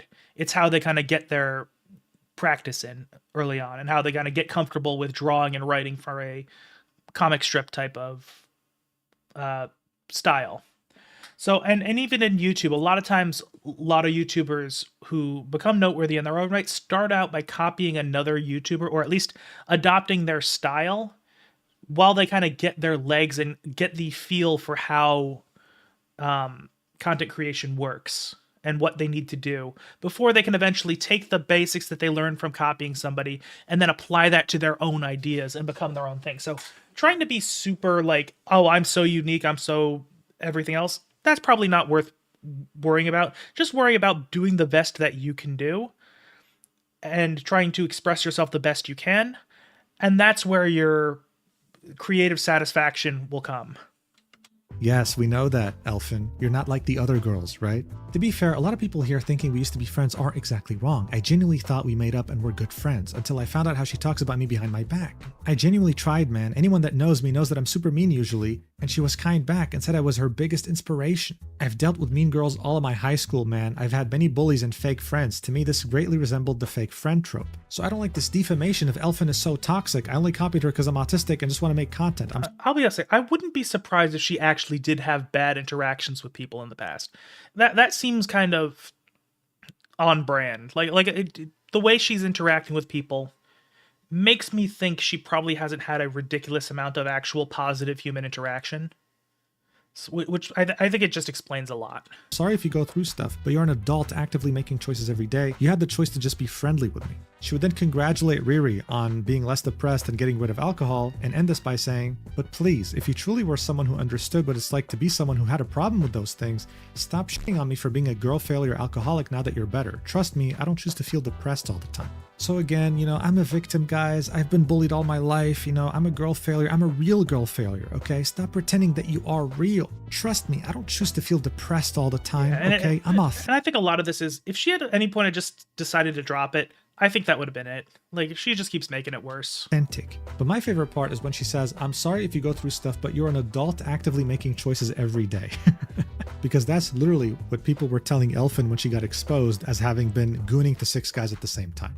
Look, overall, this was nothing more than 2 very disliked monkeys fighting. This is a great way of... Yeah, this is the perfect... I don't think I could have expressed how I'm feeling more perfectly than this image could, because right now, this just feels tiring more than anything. There are parts of it that were really funny. Eventually, just kind of... They keep just dragging it on more and more and more, and both of them are just like, shut the fuck up eventually. That's like... This Reiko person is my spirit animal at the moment. If we stepped back and looked at the bigger picture, this situation would go from a clown show to something very alarming. As you saw, Elfin was practically invincible. Riri took heavy inspiration from her, seeing how much success she was finding as being a girl failure, and even though she had more followers and had way more virality, she still proceeded to copy her directly. Elfin was starting to become not just a danger to herself or to her fans, but to everyone in the VTubing community as a whole. Being a girl failure should never be something that's encouraged. It's not a good thing. It's not meant to be a good thing. That is and true. Yet her success was encouraging others to follow her lead. Yeah, it's kind of like, we were talking about Asmongold earlier. He's funny. His situation is amusing. There's a lot of jokes that can be made about that. But, also that's probably not the way people should actually live. So, take that in mind. You shouldn't actually be waking up to the smell of a rotting dead rat. That shouldn't be your alarm clock. I mean, why wouldn't they? If saying racist slurs wasn't going to get her canceled, if having a secret boyfriend wasn't going to get her canceled, if having 6 different guys you're gooning to at the same time wasn't going to get her canceled, then the million-dollar question was, what will? Well, what would end up canceling Elfinpsyop, the person who had pretty much nurtured 100,000 castrated men who identified as white supremacists, would be the day that she was finally exposed as a Pakistani.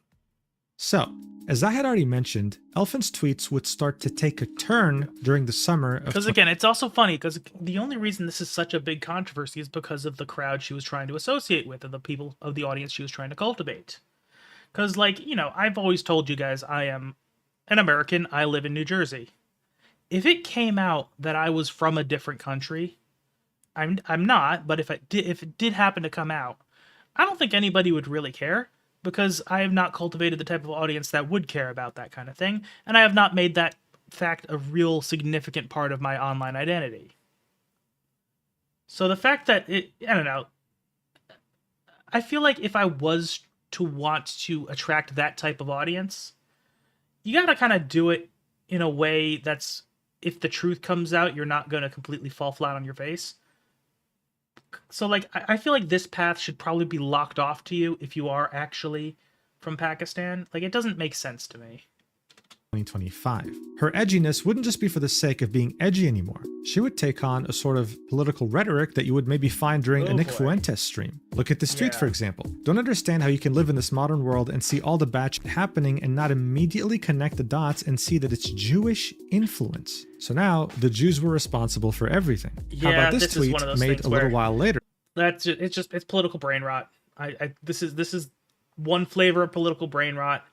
One of the reasons I completely avoid politics on YouTube. People get crazy when they talk about politics online, and I don't want to be one of them. Saying, I love astronomy so much and I love stargazing, but I can't because there's too many immigrants in the UK and it scares me to go outside alone. As far as anyone was concerned, she wasn't even British. She wasn't from the UK, right? But there she was taking a political stance for a country that she doesn't even belong to. Yeah, and again, this tweet in particular will become way funnier later. Cringe. You'll get why. But it wasn't just political rhetoric that was taking hold of her edginess. It was her edginess itself that was taking a whole other level. For example, with her posting this image of her model saying, R word my model, then replying, sorry guys, I meant R word with an asterisk. The joke here is that she wasn't correcting herself, she actually meant it. She'd also again, make that just seems like an edgy joke.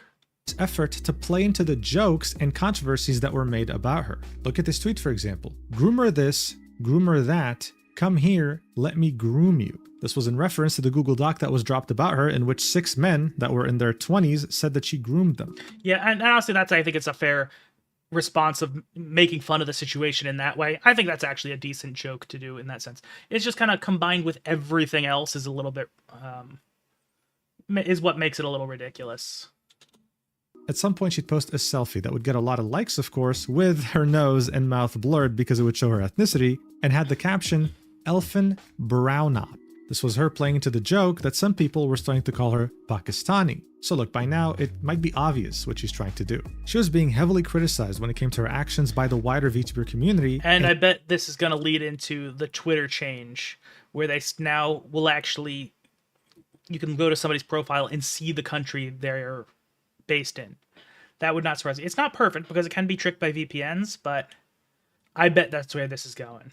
And yet, her own community also had criticisms relating to the fact that she might just be Pakistani. This was her attempting to play into the joke while also raising the bar for her edginess, hoping that it'll kind of insulate her from criticism. This desperate attempt of trying to move on from the fact that she might just be an immigrant and trying to move on from her controversies would result in some pretty embarrassing moments, like her public crash out during the summer of 2025, when she would begin by saying, not a big fan of Indians. Someone would reply with, do not do this, you don't have to right-wing grift. Although actually, the fact that she's Pakistani actually makes this have a whole completely different layer to it. Because there's a bit of a, I'm going to be nice and call it a rivalry between India and Pakistan, where they don't tend to be fans of one another. So this is kind of wild with that context. This is probably someone who found her character and liked the design, or just liked the belly pic. This is when she'd completely and totally crash out. Grift question mark? Someone would say, you're so brave and definitely not a pick-me who tries too hard to look based. To which she would say, uh-oh, the big pick-me word, I'm so scared, please don't use it. Funny, when I voice my unfiltered opinions, I'll get random retards saying, oh my god, pick me, oh my god, grifter. You realize when I say shit like that, I lose and filter more people rather than gain, right? I'd rather have people know what I think about shit than just follow me for cute tummy pics, expecting a wholesome person, keck. Honestly, it's one of those things where that's actually a fair attitude to have. Say like, hey, if the people don't like me, it's self-filtering. Don't acknowledge it. Don't this just feels like cope when you tweet like this. Just, again, she just doesn't seem to have any idea of how to handle anything surrounding her controversies, which is crazy for somebody who is an edgy persona. Like, I feel like if you're edgy, you should know how to deal with people reacting to you being edgy. Like, that seems like just basic stuff.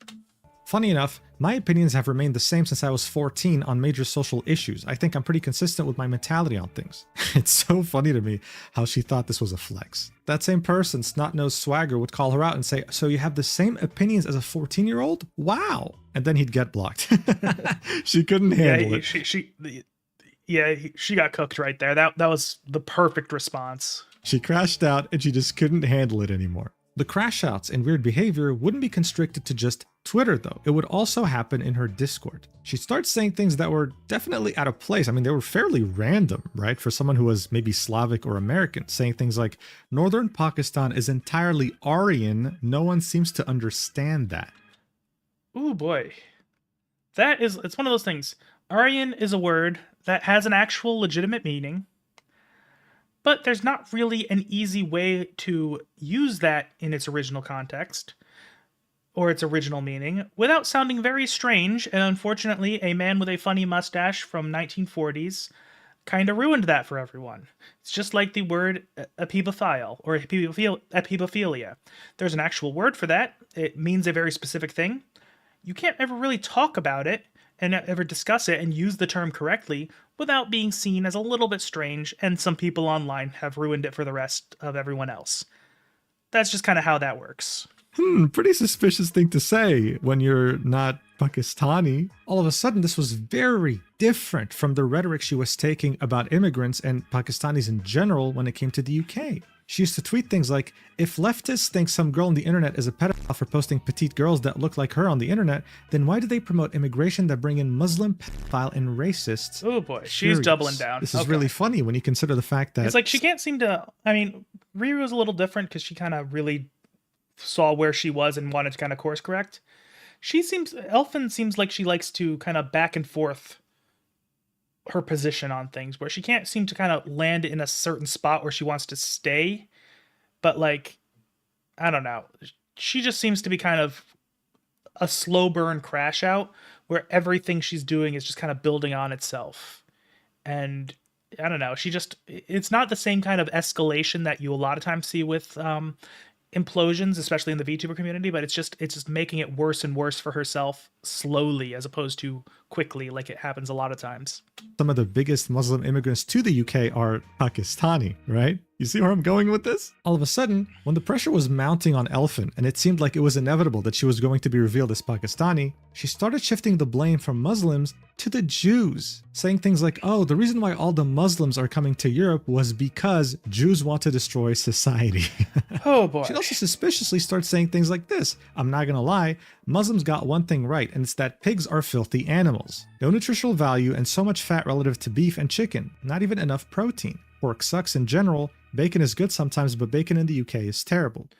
Okay. I mean, I can't speak to UK bacon, but like, I don't know. Pork has its uses in food. Like there's a lot of things you can do with it. Especially I think pork mixes well with a lot of other meats. Like, meatballs typically are a mix of beef and pork, and they're fucking good if you make them right. Oddly suspicious to say this. This isn't edgy or based. This sounds like someone who's guilty. And that's because she was. Look, eventually it was very hard to deny this. 4chan was after her ass, and they were revealing the fact that she used to be on 4chan when she was younger. There are threads dating back to far as 2021 where they were referring to her that's not as far back as I thought it would be. As someone who was very attractive and was peak wife material. They'd be calling her their ideal crush, their ideal wife when she was a minor, mind you. Oh boy. And one of those people complimenting her would say, lives in Pakistan. Additionally, what didn't help was that her name was doxed. Yeah, that's an issue. It's always kind of impressive when people can figure out and connect you to a 4chan anon, because like that's wild. Like again, people just don't think when they're doing stuff online where how like it's not that hard to have multiple personas if you want to and kind of keep them separate. Man, I don't know. And it was painfully Arabic. Pakistan is a Muslim country that's heavily influenced by Muslim culture, so of course they have a lot of Arab names. At this point, it was simply undeniable no matter how much she wanted it to not be true. So around the end of December 2025, she would admit to her Discord, yes, I'm Pakistani, but I promise I'm only half Pakistani. People would start hating on her, and of course... She's just... I don't know. It's actually kind of amazing to see somebody take so many swings and just constantly whiff and just hit herself in the face every single time. Like she can't get like a singular win. It's amazing. She'd do what she did best, suicide bait, saying, whatever dude, stop hating me because I'm a halfie, fuck, I'm gonna kill myself now. Someone would say, I miss when I thought Elf was white. The hand reveal ruined everything. Then she would say, Jesus, okay, leave then, asshole. She'd then say, guys, I'm only half Pakistani, okay? I'm half Slavic, I'm Ukrainian, please, there's some white in me. But then she would realize a very important realization, saying, you guys hate me because I'm a halfie, I get it, y'all don't even consider Slavs white either, so I'm double brown, I hate my life. Now you might be wondering, why is it that her community of white supremacists didn't consider Slavs white? Yeah, I will say, the psychology of people who make racism their entire personality always fascinated with me, because it's like they're coming up with like full-on fictional universes to explain and like like you need to chart things out to understand how they think, and it is, I don't know, it's like watching a convoluted like soap opera but real. Well, in these extremely edgy internet circles, they have a big problem with the fact that the Ukrainian president Zelensky is Jewish. They think he's some Jewish puppet and he's prolonging the war on purpose, right? That's their viewpoint. So to them, Ukrainians were Jewish. They were part of the problem. Someone would say, and your dad's Ukrainian, in parentheses, Jewish, to which you would say, he's not Jewish, in all caps.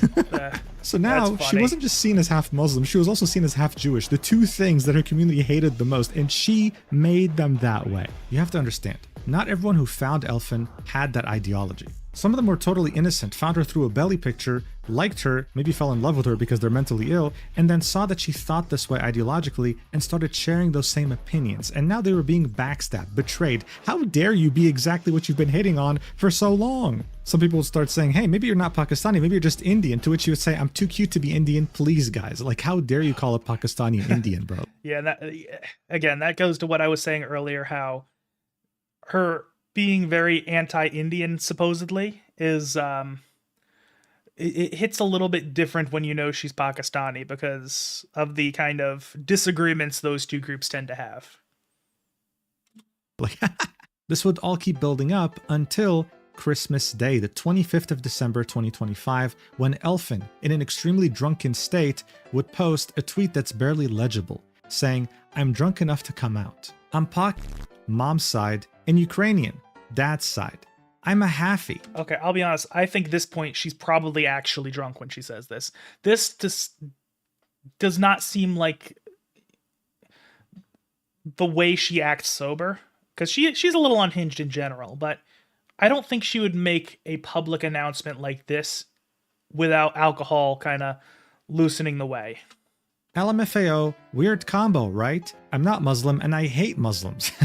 I love Christmas. I'm more Slavic than anything because I grew up Slavic. Slava Ukraina, Pakistan Zindabad. So look, just like with Riri Gaki, right, with her black boyfriend, this normally should have never been a problem. If anything, this would have been something to celebrate. Like, oh, you come from very different cultures. Yeah, and that's like I was saying, where this is the kind of reveal that only is a problem if you've developed the kind of audience who would see it as a problem. Because if, in a hypothetical reality, it turns out I was half Pakistani and half Ukrainian, nobody would care because it's just not part of my brand. My ethnic background is not something that I market myself on, so nobody really gives a shit. With Elfin, it's different.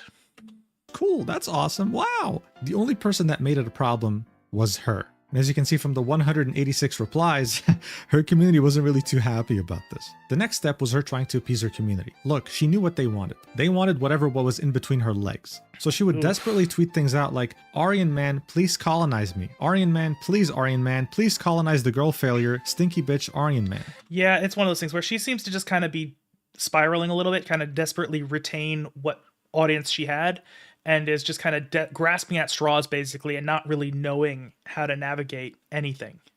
I mean, at this point, it was just pathetic. The only feelings most people had when seeing this was pity. Like, come on, dude, what are you doing?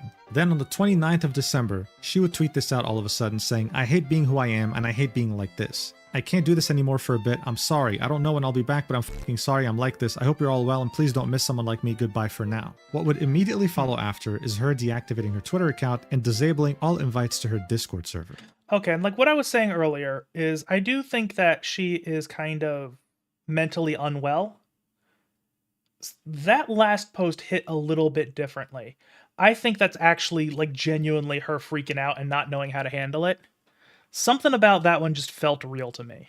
Now look, reactions were mixed to this, but as you might have guessed, the majority of the VTuber community was celebrating, okay? Hitler was dead. This stain on VTubers' reputations, as well as her insufferable community, were finally gone. We won. On the other end of these celebrations, though, were some very heartbroken men, saying things like, I hope Elfinpsyop comes back. Yeah, she's mentally ill and likes to provoke people, but she's not so bad that she deserves to have something terrible happen to her. Or this guy saying, I really hope Elfinpsyop is okay.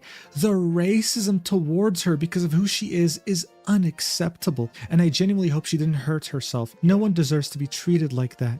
I will be honest, like, this is something like I talked about when we were watching Rima's Cha-Cha Chilla video. Elfin also just seems like the type of person who probably can't really handle being a public figure. Just staying off the internet is probably the right move for her, just for her general well-being. Because I think a lot of the way she behaves is not necessarily she's like this awful, terrible, malicious person. She just seems very unwell. Like, she does not really engage with things in a healthy way. And it would probably be better for her to just completely detox from the internet and just develop a real life in the real world. It's like, bro, are we talking about the same person here? That's literally what she did every single day. And to make matters worse, when she deactivated her account, this person would tweet this out, saying, another VTuber that I spent thousands of dollars making merch for just deactivated her socials without any warning whatsoever and isn't responding to my messages. Yes, of course, this person was referring to Elfinpsyop, right? This post got a lot of attention and it showed how much of a wreck she really was. Yeah, and that's one of the things where I wonder, is this person like somebody who had like a business deal with her? Or is he just like really parasocial? Because that actually does change things quite substantially. Look, overall, it wasn't just embarrassing to be Elfin at this point. It was also humiliating to be one of her fans. I mean, these guys were hopeless. They were like, yeah, I know she's half Indian, but look, she's half white. I know we're meant to hate Muslims and minorities, but please, just make an exception for her. I'll fix her, wife her up, and prolong the white race. Please, let's just make her an exception. Now, as pathetic as this sounds, it wasn't a surprise. No one was ever interested in her for her political takes or her grift. It was all about her belly and the fact that she was a woman who was promiscuous. Politically speaking, though, they gave themselves some hope that, hey, at least she's half white, but even that illusion was about to be shattered. That's because 4chan would go above and beyond, as they always do, and would... Yeah, I will say, 4chan is such a fascinating place to me, because their investigative powers are like, when they say weaponized autism, like, there is some truth to that, because they are capable of things that are just truly mind-blowing. Like, if you've ever seen the Capture the Flag incident with Shia LaBeouf, the fact that they used fucking airplane and star patterns in the sky to find a random flag in the middle of nowhere, that is a superpower. Find irrefutable proof that she's not half Pakistani, she is full Pakistani. 4chan would go through her previous usernames on Steam. And before using Elfinpsyop in 2021, she would be known as Absurd Comrade. Well, would you look at that? There's an Osu account that was created back in September 2020 that had the same exact name, and also used the profile picture of a character that Elfin liked a lot, Megumin from Konosuba. Okay, I mean, granted, while in combination with all the other stuff, that's kind of telling, but also a lot of people like Megumin. She's a very likable character. She's like the fan favorite of Konosuba. So like, that on its own is not really very compelling evidence of anything. It also had the flag of Pakistan on the profile. And this was a very big deal because this was region-based. Yes, it was based on your IP. This meant that as far back as 2020, Elfin was in Pakistan. She wasn't raised Slavic. She was raised in a country in which 99.99% of people are Muslim. And those Muslim immigrants going to the UK that she kept insulting every single day, well, she was literally one of them. I mean, seriously, the jokes just write themselves here. Like, how stupid is this? At this point, it was official. She was nothing more than a self-hating... This is such a great shitpost. I fucking love this. This is amazing. One thing I do really like about the internet nowadays is that artists will use their talents to just shitpost like this, and I think it's beautiful. Grifter. Many such cases, but not many with this many followers and that much of a community. But just as people thought that she was finally defeated, that she was gone forever, she would literally come back just a few days later. And while she was expecting a bunch of hugs and kisses, she instead got the final blow to her short but very interesting career. So look, it was at this point that I started working on this video, but then I saw that she had tweeted on January 4th saying, "Hey, what's up, retard? I'm back. I went to a museum. I did a bunch of different things." She'd even post a selfie and a tank, the flag of Pakistan. Her post would get thousands of likes. Her community was so happy she was back. They were celebrating and saying, "Oh my God, I was worried about you. Oh my God, thank you so much for coming back." Yeah, honestly, I think if she just kind of embraces who she is, she probably could have potentially weathered the storm long term. I don't know for sure, because at this moment it's just, yeah, it's not like, a stick of dynamite like a lot of, like, that's the analogy I used earlier. I don't think it's necessarily just a stick of dynamite that she's done. It's kind of like almost a million firecrackers she's lit. So I don't know if shit's recoverable at this point, but potentially, if she just stops being completely schizo, she might be able to salvage it at this point. I don't know. "I missed you." So I was like, oh, I guess we're gonna pretend like nothing happened. Okay. She'd say, "All the speculation about me leaving for weird reasons was all wrong, lol. I left because I had personal reasons." This is when I figured, okay, dude, whatever. Like, who cares? I'm just gonna work on something else. And look, I want to make one thing clear. If Elfin continued as she always had operated and didn't change a single thing, then she could have very easily kept her career and her community. Again, they didn't care about her political ideology, okay? Yeah. They just wanted a chance to get in a Discord call with her and have her goon. But what she would do 2 days later on January 6th, 2026, would be the dumbest thing I have ever seen anyone do on the internet ever. Admitting. Knowing Mujin's content, seeing some of his past videos, that is a bold statement, saying this is the dumbest thing he's ever seen, because he's seen some dumb shit. To the distribution of child pornography. Oh, She'd make this what? tweet out of nowhere, saying, Oh. "Guys, I have a little announcement to make. So this may not How come did as it much get of a shock to worse? some of you, but to most of the majority, I want to be truthful to all of you. When I first started VTubing, I was 17 years old. My hallmates living with me were older than me and would buy me all the alcohol. So I pretended to be a bit older online. I came to the UK to study a foundation year at 16, turning 17. They let you go early, especially if you have good grades. I'm 19 right now. The funniest part of all this is that I never told my age to anyone because I didn't want people to think it's weird someone underage is talking about stupid shit online. And the lie had gone for so long for me to tell the truth. But I'm a solid age now that I don't care." Oh, why? What did she gain from announcing this? Why? Okay, so she's trying to get a gotcha because I don't think she is handling the online controversy well. So she's trying to get a win where she can. But like, this does not have any chance of not backfiring on you. Like, this is not good. No. She could have just said nothing and would have been better off. I don't understand. Maybe she was drunk at the time because, granted, she does actually genuinely seem to have an alcohol problem. That doesn't seem like just a thing for her character, but like, man, she shouldn't be announcing this stuff. This should be the kind of thing that she takes with her to her grave. I don't know why she has this pathological need to self-sabotage like this. It's kind of why I suck at saying what age I learned what. Like, oh, I started going on 4chan when I was 14, but what I mean is like 11. I wanted to sound older somehow. I had to get a proper ID for 18 when I turned 18, and it was exhilarating buying my own beer. Ha ha ha ha ha. Now here's the bombshell. Also, just thought to put this out there because all the images that my haters have been leaking are all technically CP. XD. Good luck. Again, that's one of those things. This should have stayed an inside thought. Like, because I can't even comprehend, like, how didn't she realize this was going to completely backfire?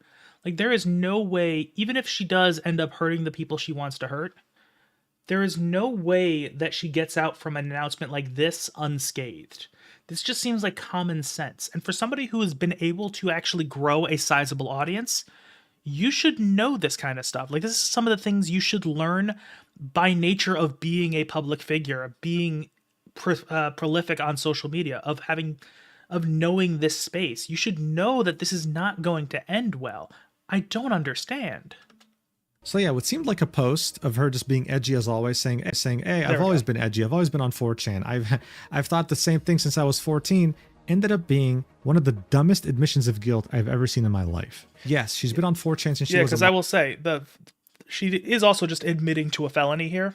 At least if in the US it's a felony. I don't know about the other part of the world, but even if you're a minor yourself, if you take pictures of yourself as a minor and send it to people, that is the production and distribution of CP. That is a felony that can get you on a list for a lifetime.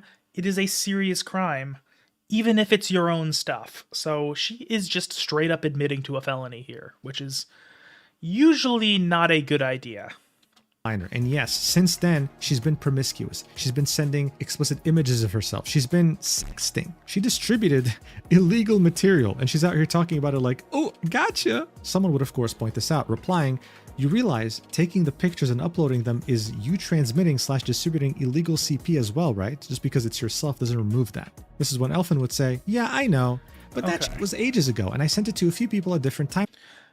This is one of those things where just because it happened a long time ago doesn't mean it can't have actual, like, aside from the PR disaster that this is, there's also the fact that if you, just because it's been years ago, and from what she said, it was something like, 5 years, give or take, because she's 19, started when she was maybe like 14 to 16, so, 3 to 5 years.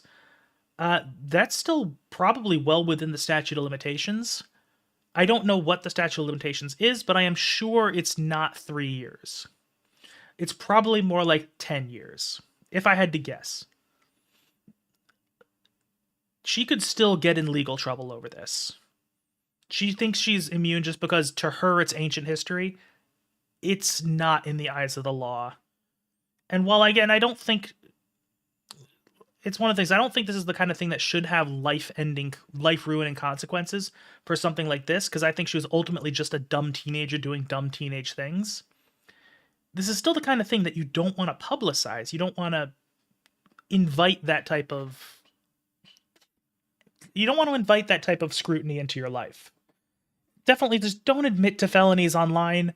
Like, if you get nothing else from my channel, at least walk away with the knowledge that you shouldn't admit to felonies online. That's usually not a good idea.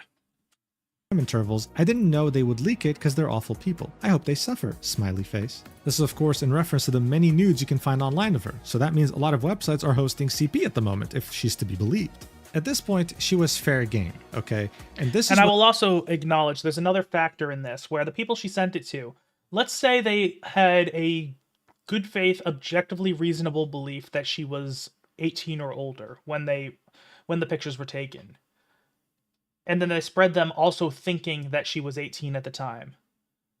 While that's still illegal, if it turns out she's under the age of 18 at the time, like it's one of those things where it's doing the actual action is what's the illegal thing, not intending to do the illegal thing.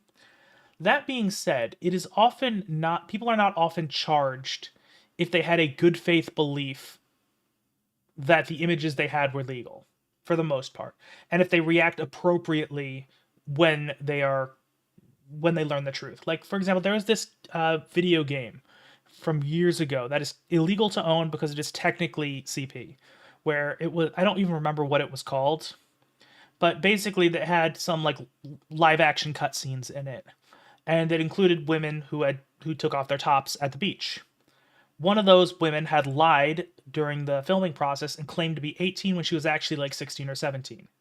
So what happened is once that was found out, they immediately recalled it, got rid of as many copies as they could, and, basically made it public that you're not supposed to have it.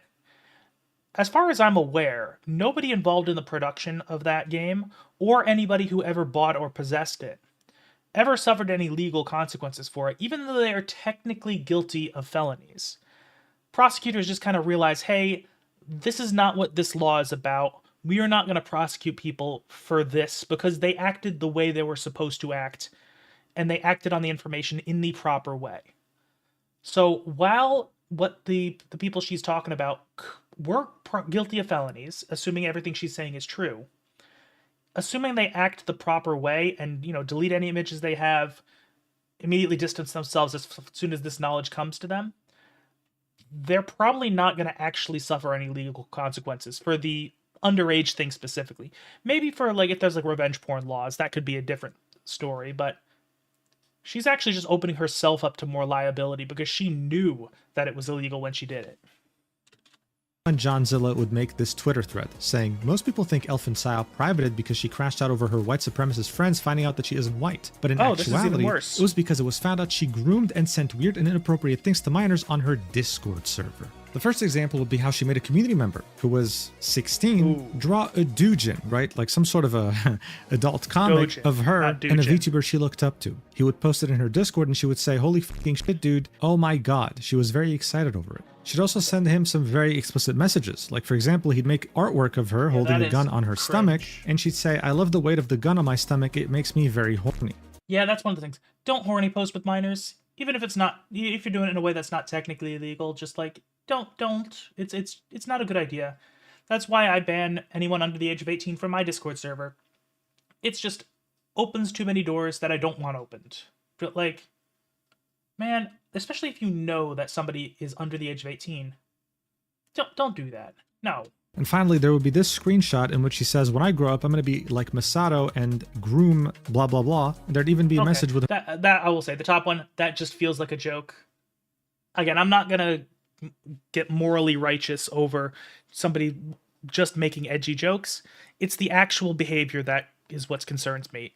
And that doesn't mean that she's not engaging in behavior that's not acceptable, because it does seem like that's the case. But still, just making a joke saying, oh, I'm going to be a groomer when I grow up, that's just a joke. her saying pedophile bros rise up. So now her community had to wrestle with the fact that not only was she not a virgin, not only was she not white, but she was also someone who was practically a weirdo to minors. Go figure. What Johnzilla had posted was and I will say, we're probably going to get into more of it in a minute, but from what we've seen so far, I don't think that's actually qualifies as grooming. I mean, it is inappropriate. It's unacceptable. You shouldn't be behaving like that with minors. But I mean, grooming is a very specific thing, and it goes beyond horny posting. So, like, I'll give some credit there, where from what we've seen at this point, I don't think she's actually groomed anybody, but we could be seeing more information soon that might contradict that. Of a wider expose that fully sought to expose Elfin and ruin her career that was posted on 4chan. In it, we can see even more images, like how, for example, she would let this minor into an NSFW 18+ channel, knowing that he's a minor. She doesn't care. Don't do that. Why would she? But look, I know at this point you're thinking she's completely irredeemable. No way she still has fans, right? Well, there's... Oh, no. When you farm parasocial people that hard, there are going to be some people who stay parasocial no matter how much you kind of shoot yourself in the face. There's a reason I refer to her fans throughout this whole video as castrated men. They're not castrated like literally, like physically. They're castrated mentally, in the sense that they stand for nothing. Their life is meaningless in the sense that they're willing to throw anything away just for a chance at having a gooner girlfriend. Someone would reply to Johnzilla's thread saying, "What the fuck? Based? Me next." Oh boy. In all caps. That is. So guys, I don't care. She could murder someone. Okay. She could, I don't know, carpet bomb an entire family neighborhood. I don't care. Granted, there's also some people who just like to stir shit up on Twitter. This seems like something that could be tailor-made to just get a reaction. Like, rage bait is a very real thing. You can never trust that people are being serious on Twitter. I don't care. Please, just get in a call with me and Goon. Please, I've never had a woman touch me. Please. The secondhand embarrassment would continue for Elfin, though. She would post an AI-generated clip of Brody Fox, a content creator, with him saying slurs that he never said because it's AI. It would perform abysmally, and he would reply to her saying, "Why did you groom minors and distributed CP?" linking Johnzilla's thread, out-ratioing her by 5 God times. damn. Yeah. At this point, it was obvious. Elfin was becoming a lolcow. In fact, she had already become one by the time she deactivated the first time in December. Yeah, it definitely seems like she just can't not make things worse for herself. She seems incapable of not... she seems like she's the type of person who is very capable when things are going well for her, but when things are going poorly for her, she doesn't know how to respond, and her only attempts at response just make things worse. So I don't know. I feel like part of it might just be the fact that she grew so fast online that she never really had the time to actually develop the tools to really understand how the complexities of the internet work. But also she just seems mentally unwell too, so she's probably just not built for the internet and really should just log off and stay logged off for her own well-being. Seeing how much the pressure was mounting and how many of her close friends or community members were telling her, "You're a dumbass for admitting this, you have to do something to contain this disaster." And yes, she is absolutely fanning the flames. This is one of those things. It seems to be a constant thing. A lot of people, VTubers in particular for some reason, as I said in the past, one of the things, my conspiracy theory is that all VTubers have a microchip in their brains, and when they grow past a certain point, they have broken the amount they're allowed to grow. That's when the microchip activates and they are compelled to torch their own careers. So, it's one of those things. So many people, when they get into controversy, I still think that the majority of controversies can just be tanked. You can ignore 95% of controversies and have no negative consequences whatsoever. Some of them you might need to take a short break to let things cool down. Then you come back, nobody's going to care anymore. Other stuff, it's just a basic response or a genuine apology for whatever it is will save a lot of the stuff that can't just be ignored. And only a very small number of things will actually destroy a career on its own. I'm talking like the EDP 445 type of stuff. That can destroy a career on its own. There were so many times she had a chance to not make things worse. Because I think the initial controversies that she was involved in, minor at most. Like something, after a month, nobody would have cared. She just continually is like a steady drip of gasoline onto the fire and never letting it die out. Again, I think it's just because she's unwell and doesn't really know how to deal with this kind of thing. She would make this tweet in a desperate attempt to calm people down, saying, "I lied. I lied about my age and being younger at the time because there's images of me on the internet that I sent to people I trusted. Never full nudity, and they used AI to make revenge porn of it. They actively posted on all spaces I'm in, trying to get back at me for rejecting them. How do you counter that? How do you even stop it? So yeah, I lied to scare them." Yeah, right. And I'm French. What are we? Yeah, this is one of the things where, at this point, she just needs... Honestly, I think if you're at the point where one person is giving you $50,000 over the course of a year, you probably have enough to get somebody to do PR for you or to advise you as far as PR goes. Because this is not the way to do it. And also maybe also pay for a therapist. She can afford that now. That probably would be beneficial to her as well. Doing? Lying now? No one believed that, especially with the proof that she so readily invited a 16-year-old into an NSFW channel on her Discord. It was over, and even Elfin had enough self-awareness to understand that. This is why shortly afterwards, a day later, on January 7th, 2026, she would yet again deactivate her Twitter, but this time wipe her YouTube channel and pretty much delete all socials. And the final thing she'd do is post an announcement on Discord, pretty much announcing her graduation and how she was ceasing all activities for good now. Honestly, I do think this is probably what's best for her. She just seems like she mentioned that she was on 4chan since she was young, and then developed a parasocial presence online, and that kind of was how she made a career as a VTuber. It just seems like she has a long history of having unhealthy social interactions with people. Dipping out is probably what she needs to do. Just, again, I don't even think she's like a super malicious person. She just strikes me as extremely just mentally unwell. And I hope that she actually takes this opportunity to distance herself from the internet and just figuring her stuff out. And actually, I genuinely hope that she gets better. Here's what she had to say. "Hey, thank you for always being by my side. When I first started streaming, it was crazy to me to have so many people like me so much and want to talk to me. It felt exhilarating to have friends and a community. All the art I got, all the friendships I made, the 10-hour Among Us sessions, it was incredible. Probably the best time I've ever had in my life. I wouldn't trade this time for the world. It meant everything to me, and you guys meant everything to me. I'd like to thank you all for being amazing agents." That's what she called her community. "For believing in me even though I've always been a massive loser. For always sticking by my side, buying my merch, liking me at all. I wish I could give you more than this. I wish I could be more than what I am for you guys, and I'm so sorry for disappointing you like I do every time. But I just wanted to say I really love you guys. Despite all the controversies and dramas we've been through, it's been way too fun to want to forget all of this. I guess the Elfin saga had to end on a weird bittersweet note like this. Fucking chaotic. It definitely wasn't meant to last. I never believed in myself that much. Too much shit has happened, and I'm too small of a person to be able to handle it alone. I've lost. It doesn't matter anymore. Please don't be sad when I'm gone. You can always look back on memories. So corny. I'll be graduating for good. I wish I could have a stream rather than this Discord announcement, but this is the best I could bring myself to doing. I don't want to seem pathetic on stream, have to act nonchalant.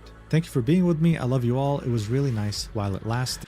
I'm gonna be honest. This seems genuine. Like this seems heartfelt to me. I think she genuinely is like being herself for like the first time, and it's like genuinely like realized like, hey, this is kind of the end of everything. Honestly, believe it or not, this kind of gives me hope that she might actually get her shit together if she just distances herself from the internet. Because it seems like just the internet brings out the worst in her. Heart emoji. And so this was it. This time it was actually official. It wasn't like the other time she deactivated and just came back a few days later. No, this was it. Elfinpsyop would be no more. And as you might have guessed, people celebrated again. But her community was gutted. And shortly afterwards, she would completely delete her Discord. Yeah, this seems like she's done for good, actually. Is a real one. I'm gonna miss my homie. I'm broken right now. She'll be with us always, in one form or another. Okay, that's Plenty a little more creepy. Indian women out there. Just go to India and bring one home. Okay, again, and people love to shitpost. I can appreciate. I like, that's one thing I like about the modern internet, is that everything will have jokes made about it. It's like, it's one thing. It's like, when I eventually die, I want people to meme on it. I think that would be pretty cool. Dude, look at this tweet. Just look. Oh my god. When I die, Elfin will still be on my mind. I couldn't forget these past couple of years if I tried. Okay, get it together, brother. Like you can do better than that. Come on. It's okay. It's okay to be sad when a creator that you like decides to quit. But like, be chill. Castrated beyond belief. You see, when people make fun of the male loneliness epidemic, don't show them statistics, okay? Don't make them think that That's fucking funny too. That's a good shitpost. it's just some guy who's sad that he's single. Show them these people mourning as if they lost a family member, when in fact it was just some grifter who was a Pakistani woman that pretended she was white. It is so pathetic, man. Okay, this is probably my favorite tweet. Okay, this is... Your Paki brothers will miss you, Elfin Pakistan. Oh boy, that's a Twitter handle. Holy shit, this person. Yeah, this is one of those ones where I am glad I'm not really involved in this side of the internet. As much as this is a really funny shitpost, I feel like this person is just like someone to stay away from. There was a lot of funny memes. Gets called brown once, fucking dies. Look at this guy. I wake up with the New Year's hangover, and one of the first things I learn is that Elfin is brown. First off, the fuck that I miss. Second off, is there a single one of you motherfuckers that's actually white? Believe it. I mean, that's the truth. It's like, I joked at many such cases of a white supremacist actually being a minority, but like, that's actually a surprisingly common thing that happens. And again, you know, the example I gave, where I'm still annoyed that Mujin didn't even acknowledge it, but you know, the Nachisumiku was actually a Jewish dude using a voice changer. That's fucking hilarious. Honestly, that's one of the best things. The fact that this keeps happening almost like clockwork makes this whole scenario, this whole thing very entertaining to me. And just like that, the legendary meteoric rise of Elfin would end as quickly as it had started. Not with a bang, not with a whisper, but in a flaming hot pile of shitty diarrhea. But hey, as far as I know, the artist that had been ghosted by Elfin worked things out, and now you have an attorney involved. Meanwhile, Riri is still crying over the fact that she grifted, tried to be Elfin, and now her entire career is ruined. Yeah, and at some point, if you have a fuck up and want to completely, not necessarily rebrand, but kind of realign who you are as a public figure, instead of complaining about your old self, just make the change and be persistent about it until everything corrects around you. That's kind of how you got to do it. If you keep getting hung up on a past controversy, you will never move on from that controversy. And that's something that Riri needs to learn, that I don't think she will. Although I will say she doesn't seem to be that as bad as Elfin in this regard. She just, you know, she's kind of stuck herself in limbo. All I gotta say is you play stupid games, you win stupid prizes. But before I end the video, I do want to point out something that's very, very interesting. There's a conspiracy theory going around right now that the reason why Elfin left and deleted all socials is because she's being pursued by UK tax authorities. You see, when you would donate to her PayPal link, it would show an email. It would say payment to blank blank at hotmail.com. And this was clearly not her name. This was a man's name. This was her boyfriend that she had while she cheated on him with 6 other guys. However, you have to remember, Elfin was in the UK under a student visa, which doesn't allow her to work or earn any income. It seemed like she was funneling all her earnings to her boyfriend. So the theory is that maybe she broke up with her boyfriend and he found out that she cheated on him with 6 guys and she was doing all this dumb shit on the internet. So now he's getting the tax authorities after her so he can reclaim the money that she took from him while also getting her kicked out of the country. Definitely an interesting theory, but I do think it might be a bit of a reach. Yeah, that without more information, there's not enough to conclude that. I guess only time will tell. I personally think that Elfin will try to pull a Gunpei because she's practically Gunpei but 10 times worse. Eventually, she might recreate a new persona, a new character, and try to come back into streaming slowly. It's possible, but I also think it's very possible that she might actually be done for good. And again, I think that just, the internet's probably not good for her. I think she probably has a chance at being like a normal person if she just dips out entirely. Like, stays away from the internet. I think she's got a chance. Will she carefully disguise herself? No, people will recognize her, but her community will be very happy that she's back because as you can see, there's a void in their hearts that still hasn't been filled, guys. I've made so many videos, throughout this career. Some of them involve disturbing topics, but I've never been so disturbed as I have been while researching for this video. I'm sure you also lost hope in humanity multiple times. This was a wild ride. So hey, you're welcome. This was so much more. This was so different from his normal stuff. Like, everything about this was just like, I feel like my brain's been slowly whittled down in a way that his other videos just don't do. This is wild. Hope you enjoyed. Thank you so much for watching until the end. As a reminder, make sure to check out my Stacked page, okay? It's going to be filled to the brim with content. I'm going to be very active there. You'll find the link in the description and the pinned comment. Thank you so much again. I love you so much, platonically, and I'll see you in the next video, whenever that is. Mwah! Okay, so that was the whole story of Elfinpsyop. I had no idea who she was at the start. Now I feel like I know far too much about her, but that was a wild fucking ride. Everything about that was so insane, like more so than most of the stuff that I watch on like Mujin's channel or female Mujin, Rima. It's just, this is insane. I am almost completely lost for words. So for those watching on stream right now, I will once again leave the link in, I'm going to leave the link in the chat. Please do go support the original creator. And for those watching on the highlights channel after the fact, first of all, thank you for making it this far. I know this was a bit of a long one, but that being said, I will be leaving a link in the description of the video. Please do go check that out. We always appreciate the original creators on this channel, and Mujin clearly put a lot of effort into this video, and I think it was very good. So thank you to him. I really enjoyed that. I am like dead by now. So for those watching on the highlights channel, thank you for stopping by, and we'll see you again next week for another video. Later.